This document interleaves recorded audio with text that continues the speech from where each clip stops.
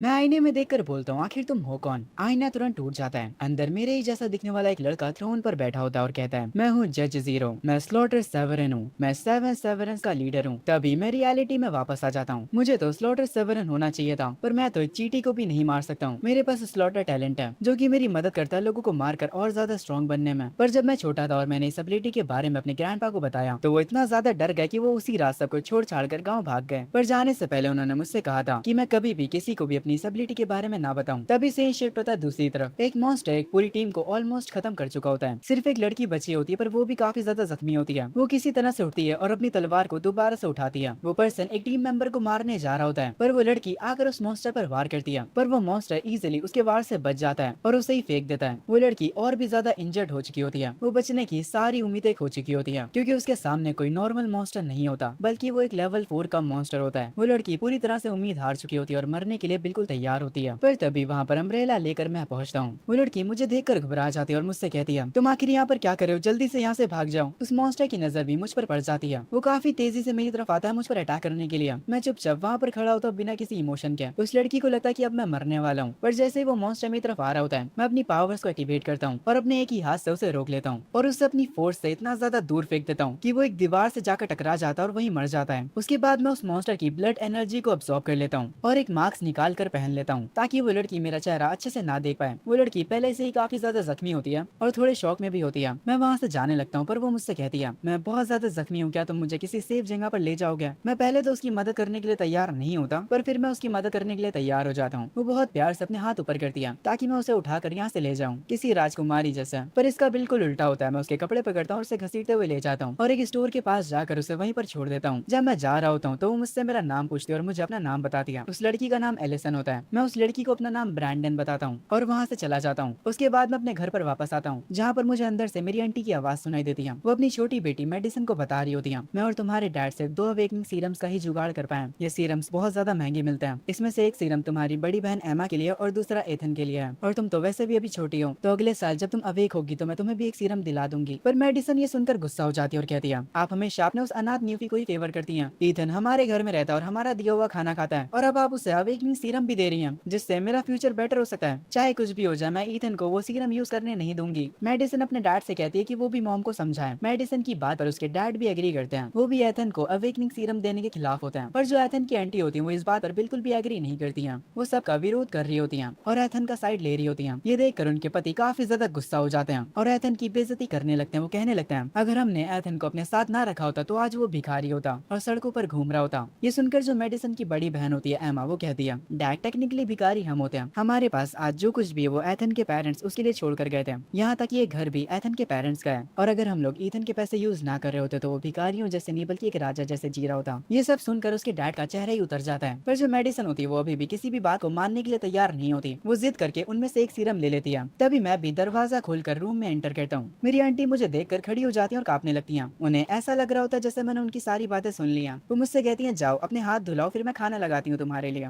Medicine मुझे देखकर वापस से गुस्सा हो जाती है। आंटी खाना परोसते हुए कहती हैं, एथन कल तुम्हारी अवेकनिंग सेरेमनी है, मैं तुम्हारे लिए भी सीरम खरीद कर लेकर आई हूँ। उसके बाद वो मेडिसन से कहती हैं, मेडिसन एथन को उसका सीरम वापस दो। पर मेडिसन साफ मना कर देती है। तभी एमा अपना सीरम मुझे देते हुए कहती है, एथन ये सीरम तुम्हारा है। और ये कहकर वो अपने रूम में वापस चली जाती है। मैं अपने रूम में वापस आता हूँ और जब मैं अपना फोन चेक करता हूँ तो ग्रुप में सारे के सारे लोग कल की अवेकनिंग सेरेमनी के लिए काफी ज्यादा एक्साइटेड होते हैं। उन सबका रिएक्शन देखकर मैं एक हल्की सी स्माइल करता हूँ। उसके बाद मैं उस सीरम को उठाता हूँ और कहता हूँ, मुझे इस सीरम की कोई भी जरूरत नहीं है। उस लेवल 4 के मॉन्स्टर को मारने के बाद जो ब्लड एनर्जी मुझे मिली थी, उतनी एनर्जी काफी होगी अवेकनिंग सेरेमनी के लिए। जो स्लॉटर टैलेंट है वो मेरे फिजिकल स्टेट्स को बूस्ट करता है। और मेरे टैलेंट में एक और खास बात है, मैं दूसरों के टैलेंट्स को भी चुरा सकता हूँ, क्योंकि मेरे ग्रैंडपा ने कहा था कि मुझे अपने इस टैलेंट को सबसे छुपाना है। इसीलिए कल की अवेकनिंग सेरेमनी में इसीलिए मैं सिर्फ एफ रैंक का टैलेंट अवेक करूंगा, जो कि मैंने बहुत पहले किसी से चुराया था। इसकी वजह से मेरा असली टैलेंट छुपा हुआ रहेगा। अगले दिन क्लासरूम में टीचर सबको शांत होने के लिए कहती है और कहती है, क्या सबके पास अपने अपने अवेकनिंग सीरम है, या फिर किसी के पास अभी भी अवेकनिंग सीरम नहीं है? ये सुनकर एक क्लास का लड़का मेरा मजाक उड़ाते हुए कहता है, एथन टीचर ने ये क्वेश्चन तुम्हारे लिए पूछा है, क्योंकि क्लास में तुम ही सबसे ज्यादा गरीब हो, तो तुम्हारे पास सीरम कैसे होगा? मेरे सामने बैठी मेरी एक दोस्त मुझे अपना सीरम देते हुए कहती है, मेरे पास 2 सीरम है, तो एक तुम रख सकते हो एथन। ये देखकर उस पहले वाले लड़के का मुंह बन जाता है। तभी अचानक से क्लास के बाहर कुछ लोग आ जाते हैं। मैं उनके साथ आई उस लड़की एलिसन को तुरंत पहचान जाता हूँ। मैं थोड़ा सा घबरा जाता हूँ, आखिर इसे मेरे स्कूल के बारे में कैसे पता चला? मेरी टीचर उनसे बात करने के लिए जाती है। चश्मे वाला बंदा टीचर से पूछता है, यहाँ पर ब्रैंडन किस स्टूडेंट का नाम नाम है। टीचर अपने हाथ से इशारा करते हुए कहती है वो है ब्रैंडन। काली टोपी वाला आदमी उसको ध्यान से देखने लगता है। उसे सही से देखो, क्या ये वही लड़का है जिसने कल तुम्हें बचाया था? एलिसन कहती है कल काफी ज्यादा बारिश हो रही थी और उस लड़के ने मास्क पहन रखा था, तो मुझे उसका चेहरा अच्छे से याद नहीं, पर हाँ इस लड़की की हाइट और बिल्ड बिल्कुल उसके जैसा है। ये सुनकर वो टोपी वाला आदमी एक्साइटेड हो जाता है। टीचर प्रिंसिपल से पूछती है आखिर ये लोग हैं कौन? प्रिंसिपल काफी खुशी के साथ कहता है मैडम ये स्पेशल एजेंट्स हैं, एजेस की 7 डिवीजन है। ये कैप्टन मार्केस है और इनके साथ जो लड़की है वो एलिसन है। टीचर काफी ज्यादा हैरान हो जाती है और अपने मन में सोचने लगती है 7 डिवीजन के लोग यहाँ पर ब्रैंडन के लिए आए हैं, क्या उसके टैलेंट को इन लोगों ने पहले से कहीं पर देख लिया है? मार्केस के चेहरे पर एक स्माइल होती है और वो अपने मन में कह रहा होता है 9 डिवीजन के लोग हमेशा बेस्ट टैलेंट को ले जाते हैं, पर ऐसा लगता है कि उनको ब्रैंडन के बारे में अभी पता नहीं चला है। इसका मतलब है मैंने ब्रैंडन को उनसे पहले ढूंढ लिया। मेरी खतरनाक सुनने की एबिलिटी की वजह से मैं उनकी सारी बातें सुन लेता हूँ और उनकी बातें सुनकर मेरी फट जाती है, क्योंकि 7 डिवीजन में काफी खतरनाक और पावरफुल लोग होते हैं, पर मेरे पास जो टैलेंट है वो बाकी लोगों से काफी ज्यादा अलग है, क्योंकि मेरा टैलेंट इस दुनिया में एग्जिस्ट ही नहीं करता है। मैं दूसरों की पावर्स चुरा सकता हूँ। अगर इन्हें मेरे टैलेंट के बारे में पता चल गया तो ये लोग तो मुझे पकड़कर मुझ पर एक्सपेरिमेंट करेंगे। मैं इनके हाथों पकड़ा नहीं जा सकता। मैं तुरंत अपने क्लासमेट से उसका चश्मा छीन लेता हूँ और उस चश्मे को तुरंत पहनकर और अपने बालों को भी पीछे कर लेता हूँ और एकदम चंपू बनकर बैठ जाता हूँ ताकि वो लड़की मुझे पहचान ना जाए। इसके बाद मैं पढ़ने की एक्टिंग करने लगता हूँ। आगे जो बाकी के स्टूडेंट्स होते हैं उनको भी पता चल जाता है कि एजेस की 7 डिवीजन ब्रैंडन के लिए यहाँ पर आई है। एक मोटा बंदा कहता है 7 डिवीजन में जाने के लिए तुम्हें कम से कम बी रैंक का होना चाहिए, ये तो one of the most strongest division है। पर तभी एक चश्मे वाला बंदा कहता है एजेस ब्यूरो की सबसे ज्यादा स्ट्रॉन्गेस्ट डिवीजन है 9th डिवीजन। उस डिवीजन के अंदर सारे के सारे पागल लोग भरे पड़े हैं, या फिर कहूँ तो वो लोग जो एस रैंक के मॉन्स्टर्स को भी कच्चा चबा सकते हैं। पर हाँ 7 डिवीजन भी बढ़िया है। सारे स्टूडेंट्स ब्रैंडन से कह रहे होते हैं भाई तुम्हारा तो जैकपॉट लग गया, अवेकनिंग सेरेमनी से पहले स्पेशल एजेंट्स तुम्हारे लिए यहाँ पर आए हैं। एक तो ये ब्रैंडन नाम का बंदा इतना ज्यादा बेवकूफ होता है कि इसे घंटा समझ नहीं आ रहा होता कि यहाँ पर हो क्या रहा है। वही लड़का ब्रैंडन से कहता है शायद से ये सब तुम्हारे डैड ने किया होगा तुम्हारे लिए, तुम्हारी फैमिली बहुत ज्यादा अमीर है तो जरूर से एजेस की 7 डिवीजन में उनकी बातचीत होगी। इस बेवकूफ को अभी भी समझ नहीं आ रहा होता, पर फिर बाद में ये समझ जाता है और कहता है हाँ तुमने बिल्कुल सही कहा, मुझे अब याद आया मेरे डैड एजेस ब्यूरो में किसी को जानते हैं। ब्रैंडन की बात सुनकर वो लड़का एकदम चौड़ में आ जाता और कहता है तुमने देखा क्लोई ब्रैंडन कितना ज्यादा पावरफुल है? पर जो क्लोई होती है वो कहती है ज्यादा उड़ो मत, वो लोग बस खिड़की से ब्रैंडन को देख रहे हैं। ऐसा भी तो हो सकता है कि ब्रैंडन के डैड ने कोई बहुत बड़ा क्राइम करा हो और 7 डिवीजन ब्रैंडन को अरेस्ट करने के लिए यहाँ पर आई हो। ये सुनकर वो लड़का पत्थर का बन जाता है। तभी क्लोई मुझे देखकर कहती है एथन तुम्हारी तो आंखें बिल्कुल ठीक हैं, तो तुम चश्मा क्यों लगाए हुए हो? मैं क्लोई से कहता हूँ मैं बस देख रहा था कि मैं चश्मे के साथ और भी ज्यादा अच्छा लगता हूँ। तभी टीचर क्लास में वापस आती है। एक स्टूडेंट उनसे पूछता है टीचर क्या ये सच है कि 7 डिवीजन ब्रैंडन के लिए यहाँ पर आई है? टीचर स्माइल करते हुए अपने मुंह पर हाथ रखकर सबको चुप रहने के लिए कहती है और सब लोग समझ जाते हैं कि 7 डिवीजन सच में यहाँ पर ब्रैंडन के लिए आई है। ब्रैंडन काफी ज्यादा खुश होता है, वो एक सीट के ऊपर पैर रखकर कहता है अवेकनिंग सेरेमनी के बाद अगर 7 डिवीजन सच में मुझे रिक्रूट कर लेती है तो मैं पूरी क्लास को लेक व्यू के मोस्ट एक्सक्लूसिव क्लब में लेकर जाऊंगा और खाने पीने से लेकर सबका बिल मैं भरूंगा। पर मैं ही एक अकेला होता हूँ जिसको पता होता है कि अवेकनिंग सेरेमनी के बाद क्या होने वाला है। जब 7 डिवीजन के कैप्टन को पता चलेगा कि ब्रैंडन वो लड़का नहीं है जिसने एलिसन को बचाया, तो बेचारे ब्रैंडन को वो लोग लात मार कर निकाल देंगे। तभी अवेकनिंग सेरेमनी शुरू होने का टाइम हो जाता है। हम दो मिस्टीरियस लोगों को देखते हैं जिनके हाथ में काफी खतरनाक सा ब्रीफ केस होता है। सारे लोगों ने सैल्यूट कर रहे होते हैं और उनको ग्रीट कर रहे होते हैं। ये लोग और कोई नहीं बल्कि लेजेंडरी 9 डिवीजन के लोग हैं। सारे स्टूडेंट्स उन्हें देखकर घबरा जाते हैं और काफी ज्यादा शौक में होते हैं।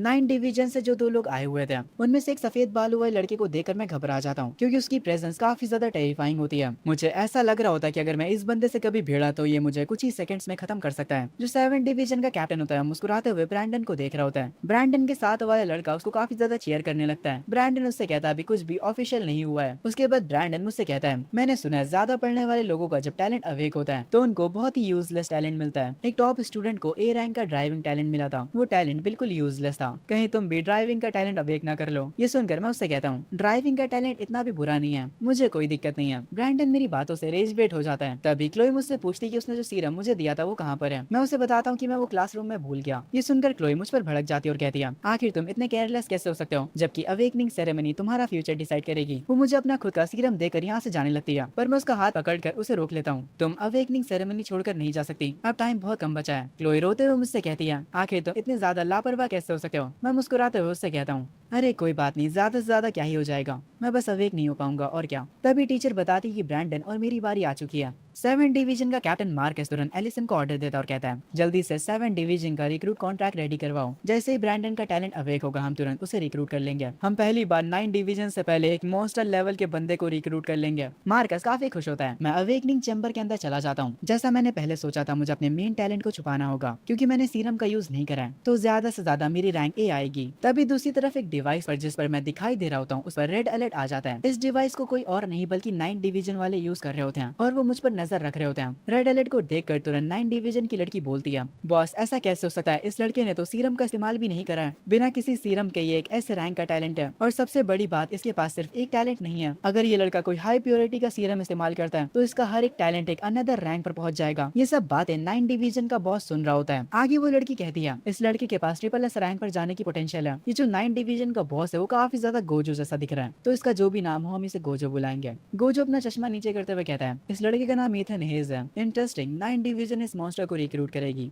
मैं चैम्बर से यही सोचते हुए निकल रहा होता हूँ ज्यादा से ज्यादा मेरी रैंक ए ही आएगी तो सब कुछ ठीक होना चाहिए। अगर मैं ए रैंक का बनता हूँ तो मुझे बहुत सारी एजेंसीज रिक्रूट करने की कोशिश करेंगी पर 9th डिवीजन ए रैंक वाले लोगों पर ध्यान नहीं देती है। वो तो एस रैंक प्लस वाले मॉन्स्टर्स को रिक्रूट करते हैं। उसी टाइम ब्रैंडन भी अपने चैम्बर से बाहर आता है। मार्कस बिना देर के उसके पास आकर उसे तुरंत रिक्रूट कर लेता है। ये देखकर सारे स्टूडेंट्स खुशी से चिल्लाने लगते हैं। गोजो ये सब कुछ विंडो से देख रहा होता है अपनी कॉफी का मजा लेते हुए। वो सोच रहा होता है कि आखिर ये बेवकूफ मार्कस कर क्या रहा है। उसकी टीम मेंबर बताती है कि रिजल्ट आने से पहले ही वो एक स्टूडेंट को रिक्रूट कर रहा है। इस पर गोजो कहता है क्या यहाँ पर कोई और भी रिक्रूट करने लायक स्टूडेंट था। पर वो लड़की बताती है मार्कस बाहर बहुत उड़ रहा था, वो कह रहा था कि उसने एक जीनियस को ढूंढ लिया है। ये सुनकर गोजो कहता है क्या उस बेवकूफ को नहीं पता था कि हम लोग मोस्ट एडवांस स्कैनर लेकर आए हैं स्टूडेंट्स की रैंक चेक करने के लिए। वो लड़की कहती है ये जो नया एडवांस स्कैनर है इसके बारे में सिर्फ 9 डिवीजन के लोग ही जानते हैं। गोजो फिर पूछता है उसने जिस स्टूडेंट को रिक्रूट करा आखिर उसकी रैंक क्या है। वो लड़की चेक करने के बाद बताती है नेचुरली वो लड़का सी रैंक का है पर उस लड़के ने बहुत सारे सीरम्स का इस्तेमाल करा है तब जाकर वो किसी तरह से बी रैंक पर पहुंचा है। गोजो साफ साफ ब्रैंडन को ट्रैश कह देता है। उसके बाद वो अपनी टीम मेंबर से कॉन्ट्रैक्ट रेडी करने के लिए कहता है और कहता है कि वो लोग आज रात ईथन के घर जाएंगे ताकि वो लोग उससे कॉन्ट्रैक्ट साइन करवा सकें। वो ये भी कहता है कि हम लोग उसके घर पर फ्री का खाना खाकर आएंगे। दूसरी तरफ जब मैं ग्राउंड में खड़ा होता हूँ तभी क्लोई आकर मेरा हाथ पकड़ते हुए मुझसे कहती है यहाँ पर काफी ज्यादा शोर है, चलो कहीं और चलते हैं। मैं उससे कहता हूँ कि मैं क्लास 8 में जा रहा हूँ मेरी कजन को ढूंढने। वो हैरानी से पूछती है पर क्यों, ताकि मैं उसे वो सीरम दे सकूं। ये सुनकर वो थोड़ी सी शौक होती है और कहती है तो तुमने इसलिए अपना सीरम इस्तेमाल नहीं करा ताकि तुम वो सीरम एमा को दे सको। अगर तुम्हें सीरम चाहिए था तो तुम मेरा सीरम यूज कर सकते थे। हम लोग एक दूसरे को किंडरगार्टन से जानते हैं, तुम मुझसे कुछ भी मांग सकते हो। मैं एक मुस्कुराहट के साथ कहता हूँ तुमने कहा मैं कुछ भी मांग सकता हूँ। वो थोड़ी खुश हो जाती है पर मैं उससे कहता हूँ तो कैसा रहेगा अगर तुम मेरे पैर दबाओ तो। ये सुनकर उसका रिएक्शन ही बदल जाता है। मुझे भी रियलाइज हो जाता है कि मैंने कुछ ज्यादा ही बोल दिया। खैर दूसरी तरफ एमा अपनी क्लास में बैठे बुक्स पढ़ रही होती है। तभी मैं उसे उसके क्लासरूम के बाहर बुलाता हूँ। वो तुरंत बाहर आ जाती है और मुझसे मेरी अवेकनिंग सेरेमनी के बारे में पूछती है। मैं उससे कहता हूँ हाँ मेरी अवेकनिंग सेरेमनी सही गई। उसके बाद मैं उसे सीरम देते हुए कहता हूँ ये सीरम तुम्हारे लिए है। उस सीरम को देखकर वो थोड़ी शौक होती है और कहती है तुमने इस सीरम का इस्तेमाल नहीं करा। मैं उससे कहता हूँ मैं इसका इस्तेमाल करना भूल गया था और अब क्योंकि मेरी अवेकनिंग सेरेमनी पहले ही हो चुकी है तो तुम्हें इसका इस्तेमाल कर लो वरना ये बेकार जाएगा। वो मुझे शुक्रिया बोलती है, उसकी आंखों से आंसू आ जाते हैं और वो कहती है मुझे पता है कि तुम झूठ बोल रहे हो, तुमने सहकर इस सीरम को यूज नहीं करा था ताकि तुम ये मुझे वापस दे सको। मैं उसकी बातों को अवॉइड करते हुए कहता हूँ नहीं मेरा इसे यूज करने का प्लान था, अगर नहीं होता तो मैं तुम्हें कल रात ही ये वापस कर देता। इस पर एमा कहती है मुझे पता है कल रात तुमने इस सीरम को सिर्फ इसलिए अपने पास रखा ताकि तुम मेरे डैड को गुस्सा दिला सको। मैं उसके सर पर मारते हुए कहता हूँ ज्यादा बातें मत करो। दूसरी तरफ मेरी क्लास में 7 डिवीजन द्वारा रिक्रूट किया गया ब्रैंडन काफी ज्यादा खुश होता है, या कहूँ तो हवा में उड़ रहा होता है। वो पूरी क्लास को बताता है कि मेरे डैड स्कूल को नई बिल्डिंग डोनेट करेंगे। ये सुनकर सारे स्टूडेंट्स काफी खुश होते हैं। वो उन सबको एक काफी लग्जरी पार्टी भी देने वाला होता है। वो क्लोई को भी इनवाइट करता है और कहता है तुम्हें भी आना ही होगा, पर क्लोई उसे साफ साफ मना कर देती है और कहती है मैंने और एथन ने पहले से ही कहीं साथ में जाने का प्लान बनाया हुआ है, हम लोग साथ में मरीन पार्क जाने वाले हैं। उसके बाद वो उस पर ध्यान नहीं देती और चुपचाप अपने हेडफोन्स लगाकर बैठ जाती है। पर जो ब्रैंडन होता है वो तुरंत अपना फोन निकाल कर अपने डैड को मैसेज करते हुए कहता है डैड पूरा का पूरा मरीन पार्क बुक कर लीजिए, मैं अपने क्लासमेट्स को वहीं पर पार्टी दूंगा। कुछ देर बाद सबके रिजल्ट आ जाते हैं। अपने अपने रिजल्ट देखकर क्लास के स्टूडेंट्स काफी ज्यादा घबरा जाते हैं क्योंकि ज्यादातर लोग डी रैंक के ही होते हैं। दूसरी तरफ मैं भी अपना रिजल्ट देखने की कोशिश करता हूँ पर मेरा रिजल्ट कहीं पर भी अवेलेबल नहीं होता। पर तभी मैं एमा का रिजल्ट देखता हूँ। मैं देखता हूँ एमा का टैलेंट ए रैंक का होता है। मैं रात में घर वापस आता हूँ। मैं आंटी से पूछता हूँ खाने में क्या बना है। वो मुझे बताती हैं कि जो कुछ भी उन्होंने बनाया है वो सब मेरा फेवरेट है। मेडिसन ये सुनकर गुस्सा हो जाती है और कहती है आज की पार्टी तो मेरे और एमा के लिए होनी चाहिए थी, हम लोग आज के स्टार्स हैं, तो आपने इसकी फेवरेट डिशेस क्यों बनाई हैं। जो मेरी आंटी होती है वो कहती है तुम सब मेरे लिए एक बराबर हो, तुम सभी मेरे बच्चे हो। मेडिसन मुंह बनाते हुए कहती है एथन का तो अभी तक रिजल्ट भी नहीं आया है तो ये तो एक ट्रैश भी हो सकता है। ये सुनकर उसकी मॉम काफी ज्यादा गुस्सा हो जाती है। वो कहती है ईथन का रिजल्ट काफी अच्छा आएगा और वैसे भी आज खुशी का दिन है, इसीलिए ऐसी बातें मत करो। मेरे अंकल खुशी खुशी मुझे अपनी बेटियों का रिजल्ट दिखाते हैं। मैं उनसे कहता हूँ इन दोनों के रिजल्ट काफी अच्छे हैं। मेडिसन अभी भी चिड़ी हुई होती है। आगे उसके डैड कहते हैं, तुम्हें पता है ना, एमा के पास ए रैंक का टैलेंट है। तुम्हें इसका मतलब पता है, अब बहुत सारी ऑर्गेनाइजेशन आपस में लड़ेंगे सिर्फ और सिर्फ एमा को रिक्रूट करने के लिए। ये सुनकर मैं उनसे खुशी से बोलता हूँ, ये तो काफी अच्छी बात है। पर आगे वो मुझ पर गुस्सा होते हुए कहते हैं, पर अगर तुमने एमा का सीरम ना लिया होता तो शायद से उसका टैलेंट एस रैंक का हो सकता था। याद रखना ईथन, सिर्फ और सिर्फ तुम्हारी वजह से मेरी बेटी के टैलेंट का रैंक कम है। मेरी आंटी अंकल पर गुस्सा करते हुए कहती, आज के दिन उसे कुछ मत कहो। पर अंकल उनकी बात नहीं मानते और वो और भी ज्यादा गुस्से में आ जाते हैं। वो मेरी बेइज्जती करने लगते हैं। पर तभी एमा की बर्दाश्त करने की लिमिट खत्म हो जाती है। वो जोर से टेबल पर अपना हाथ मारती है। उसके डैड ये देखकर घबरा जाते हैं और कहते हैं, क्या मैंने तुम्हें डरा दिया बेटी? अगर तुम्हें मेरी बात का बुरा लगा तो मुझे माफ करना। एमा उस सीरम की बोतल को टेबल पर रखती और रोते हुए कहती है, ईथन ने मुझे अपना सीरम दे दिया था, मैं उसकी एहसानमंद हूँ। हमारी पूरी फैमिली उसकी एहसानमंद होनी चाहिए। ये सुनकर एमा के डैड पत्थर के बन जाते हैं। आंटी रोते हुए मेरे पास आती हैं और मुझे पकड़ कर कहती हैं, वो सीरम तुम्हारे लिए था, तुमने उसे एमा को क्यों दिया? मैं उनसे कहता हूँ, मुझे उस सीरम की कोई भी जरूरत नहीं थी, तो आप लोग इतना ज्यादा परेशान मत होइए। मेरी आंटी को मेरे लिए काफी ज्यादा बुरा लगता है। पर मेडिसन कहती है, आखिर इतनी बड़ी बात भी क्या हो गई जो आप लोग ऐसा रिएक्ट कर रहे हो? अगर ईथन वो सीरम यूज भी कर लेता तब भी वो एमा के लेवल पर नहीं पहुंच पाता। एमा गुस्से में उसे चुप रहने के लिए कहती है, पर मेडिसन अपनी बकवास जारी रखती है। एमा से आखिरकार और कंट्रोल नहीं होता। वो आकर उसे थप्पड़ मार देती है। थप्पड़ खाने के बाद मेडिसन रोने लगती है। मेडिसन के डैड तुरंत उसके पास आते हैं और एमा से कहते हैं, आखिर तुम ये क्या कर रही हो? तुमने मेडिसन को एक बाहर वाले के चक्कर में मारा, ये तुम्हारी खुद की सगी बहन है। एमा का ऑरा निकलने लगता है और वो कहती है, तुम लोग आखिर बाहर का कह किसे रहे हो? याद रखना कि वो ईथन था जिसने हमें अपने घर में जगह दी, इसीलिए अभी उससे माफी मांगो। उसके डैड गुस्से में कहते हैं, मैं माफी नहीं मांगने वाला। एमा उन्हें धमकी देते हुए कहती है, अगर आप ईथन से माफी नहीं मांगते तो मैं किसी भी ऑर्गेनाइजेशन को ज्वाइन नहीं करूंगी। ये सुनकर वो घबरा जाते हैं और वो मुझसे माफी मांगने लगते हैं। मैं एमा के पास जाता हूँ और उसके सर पर हिट करते हुए कहता हूँ, तुम ये क्या कर रही हो एमा? मुझे बहुत जोर से भूख लगी है। एमा तुरंत कहती है, ठीक है मैं समझ गई, मैं अभी तुम्हारे लिए खाना लेकर आती हूँ। मेरी आंटी भी मेरा हाथ पकड़ती है। वो काफी ज्यादा सैड लग रही होती है। मैं उनसे कहता हूँ, सब भूल जाइए आंटी, मुझे भूख लगी है, चलिए खाना खाते हैं। ये सुनकर आंटी तुरंत किचन की तरफ चली जाती है। तभी दरवाजे पर नॉक नॉक होती है। आंटी तुरंत जाकर दरवाजा खोलती है। दरवाजे पर एक मोटा आदमी काफी सारे गिफ्ट्स के साथ खड़ा होता है। वो यहाँ पर असल में एमा के लिए आया है। वो एक ऑर्गेनाइजेशन का बॉस है जो कि यहाँ पर एमा को रिक्रूट करने के लिए आया है। एमा की मॉम काफी ज्यादा शॉक हो जाती है। वो जल्दी से एमा को बुलाती है। एमा को देखते ही वो मोटा आदमी वॉरेन उसके पास जाता है और उससे अपने बारे में बताता है। एमा के फादर भी वहाँ पर आ जाते हैं। वो उस मोटे आदमी को देखकर काफी ज्यादा खुश हो जाते हैं। उनकी आंखों में एक चमक आ जाती है। वॉरेन कहता है, हमने एमा का रिजल्ट देखा, वो सच में काफी ज्यादा कमाल के हैं, इसीलिए हम पर्सनली उसे रिक्रूट करने के लिए आए हैं। अगर वो हमें ज्वाइन कर लेती है तो हम उसे एक लग्जरी मेंशन और एक लग्जरी कार देंगे। एमा के फादर के मन में तो इन सारी चीजों की इमेजेस बन जाती हैं और डॉलर साइन तो उनकी आंखों पर ही होता है। आगे वॉरेन इस ऑफर के बारे में एमा से पूछता है कि उसे ये ऑफर कैसा लगा। तभी दरवाजे पर दोबारा से नॉक नॉक होती है। जब दरवाजा खुलता है तो सामने एक दूसरे ऑर्गेनाइजेशन की एक लेडी होती है। वो अपना इंट्रोडक्शन देती है और अपना नाम वेरोनिका बताती है। वो आगे बताती कि वो लोग यहाँ पर एमा के लिए आए हैं। एमा की मॉम उन्हें भी अंदर बुला लेती है। दो ऑर्गेनाइजेशन को अपनी बेटी के लिए लड़ता देख एमा के फादर काफी खुश होते हैं। पर वेरोनिका को देखने के बाद ये आदमी थोड़ा सा ठरकी भी लग रहा होता है। ये आदमी वेरोनिका से काफी ठरक भरे अंदाज में हाथ मिलाता है। खैर उसके बाद वेरोनिका एमा से आकर बात करती है। वेरोनिका डायरेक्ट कह देती है, तुम्हें वॉरेन ने जो भी ऑफर दिया होगा हम तुम्हें उसका डबल ऑफर करते हैं। ये सुनकर वॉरेन गुस्सा हो जाता है, आप तो मेरे मेंबर्स छीन रहे हो। वेरोनिका कहती है, तुम लोग जितना भी उसे ऑफर कर रहे हो एमा उसे काफी ज्यादा डिजर्व करती है। एमा के फादर सबसे बैठने को कहते हैं। तभी दरवाजे पर दोबारा से नॉक नॉक होती है। इस बार दरवाजे पर एचएस ब्यूरो का 4 डिवीजन का बॉस आया होता है। इस बंदे का नाम लॉसन होता है और ये भी यहाँ पर एमा के लिए आया होता है। एमा की मॉम उसे भी अंदर बुला लेती है। लॉसन बाकी ऑर्गेनाइजेशन के कैप्टन को यहाँ पर देकर डायरेक्ट एमा से पूछता है, क्या तुमने फैसला कर लिया कि तुम किसे ज्वाइन करने वाली हो? एमा उसे कहती है कि उसने अभी फैसला नहीं करा है। लॉसन उससे कहता है, ये अच्छी बात है, फिर 4 डिवीजन भी तुम्हें रिक्रूट करना चाहता है, तुम अभी डिसाइड कर सकती हो।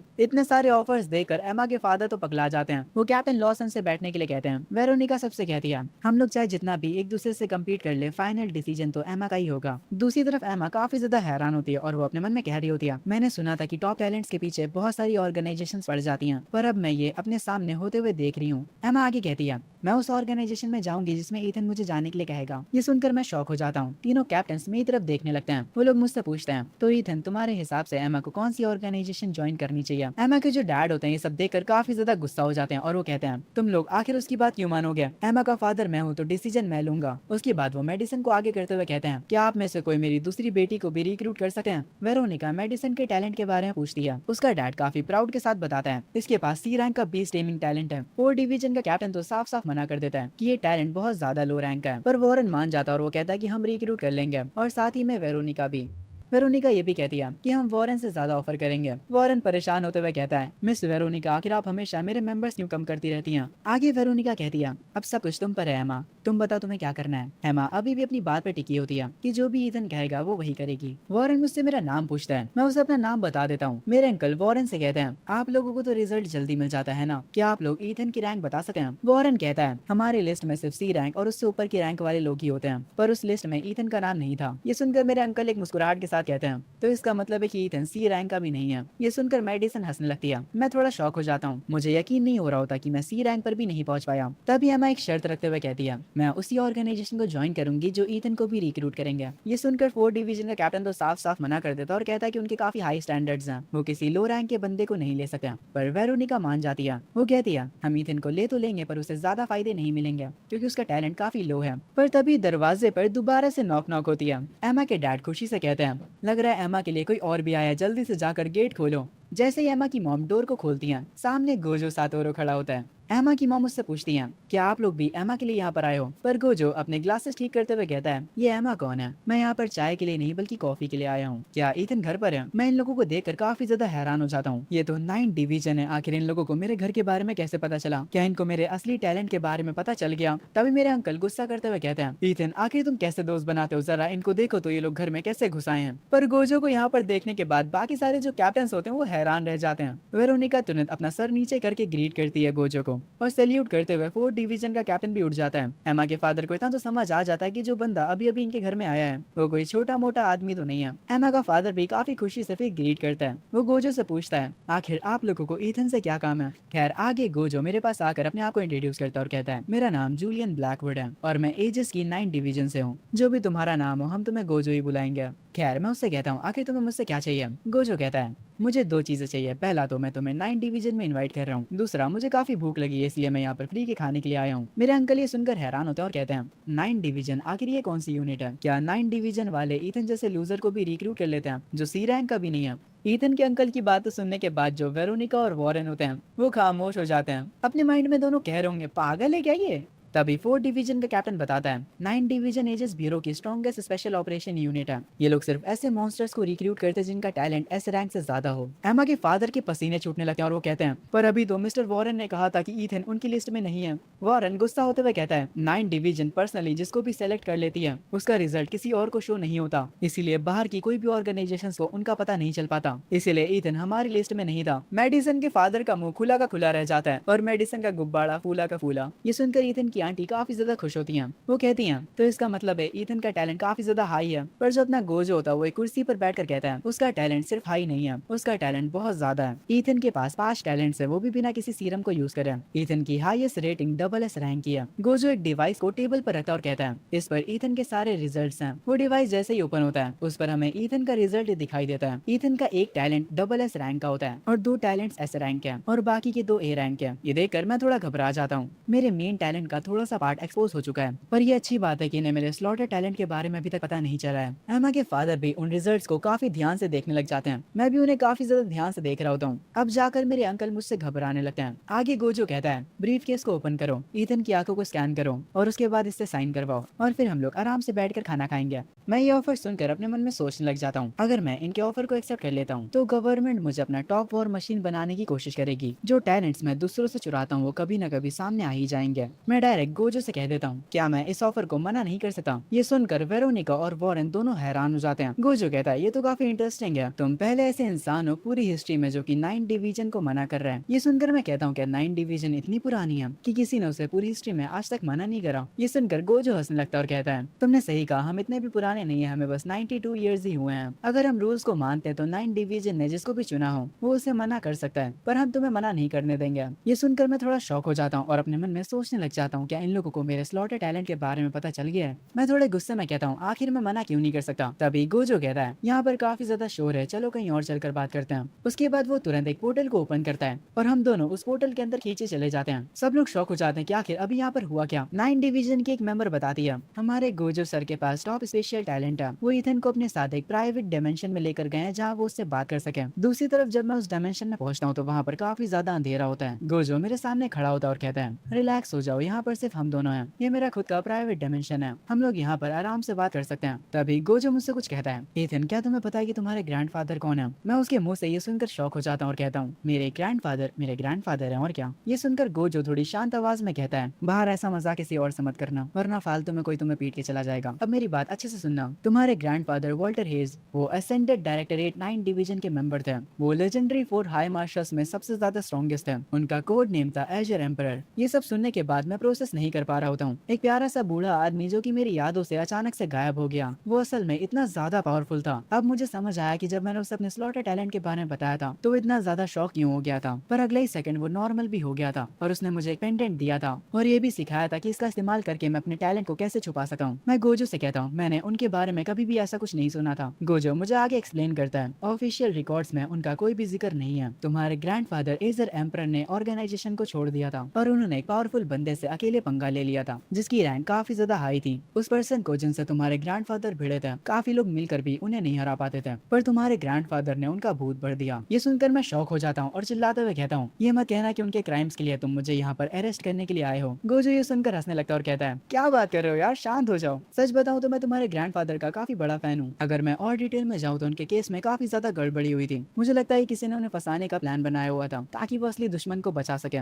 मेरे पास दो रीजन है जिसकी वजह से मैं तुम्हें कह रहा हूँ 9 डिवीजन को ज्वाइन करने के लिए। पहला, आर्थर 9 डिवीजन का करंट चीफ, वो तुम्हारे ग्रैंडफादर का काफी बढ़िया दोस्त है। हमारे साथ और तुम्हारा फ्यूचर काफी ज्यादा ब्राइट होगा, किसी की भी औकात नहीं होगी कि वो तुमसे भिड़ सके। दूसरा रीजन, तुम्हारे दोनों पेरेंट्स टॉप रिसर्चर्स थे। जिस कार क्रैश में वो मरे थे वो असल में कोई एक्सीडेंट नहीं था। जिस चीज पर वो लोग रिसर्च कर रहे थे वो चीज किसी को चाहिए थी तो वो मरे नहीं थे, उन्हें मारा गया था। 9 डिवीजन को ज्वाइन करने के बाद तुम सेफ रहोगे और हम तुम्हारी पूरी मदद करेंगे तुम्हारे पेरेंट्स की मौत का बदला लेने में। गोजो एक बीकन बनाकर मुझे देता है और मुझसे कहता है, तुम्हारे पास 3 दिन है डिसाइड करने के लिए। ये बीकन मैं तुम्हें इसलिए दे रहा हूँ कि जब तुम डिसाइड कर लो या फिर तुम किसी मुसीबत में हो तुम बस इस बीकन को क्रश कर देना, मैं तुरंत वहाँ पर टेलीपोर्ट हो जाऊंगा और तुम्हें बचा लूंगा। ये सुनकर मैं गोजो से कहता हूँ, क्या तुम स्ट्रॉन्ग हो? गोजो अपने क्लासेस को पकड़ते हुए कहता है, अगर अभी के रैंकिंग सिस्टम को देखा जाए तो मैं 11 पर हूँ और ये जो चश्मे मैंने पहने हुए हैं ये मेरी पावर को कम करते हैं। ये सुनकर मैं शॉक हो जाता हूँ क्योंकि हमारे शहर का सबसे स्ट्रॉन्गेस्ट ऑफिसर सिर्फ और सिर्फ लेवल 6 का है। मैं उससे पूछता हूँ, क्या होगा अगर तुम अपने ग्लासेस हटा दो? गोजो कहता है, बिना ग्लासेस के मैं सबसे स्ट्रॉन्गेस्ट हूँ।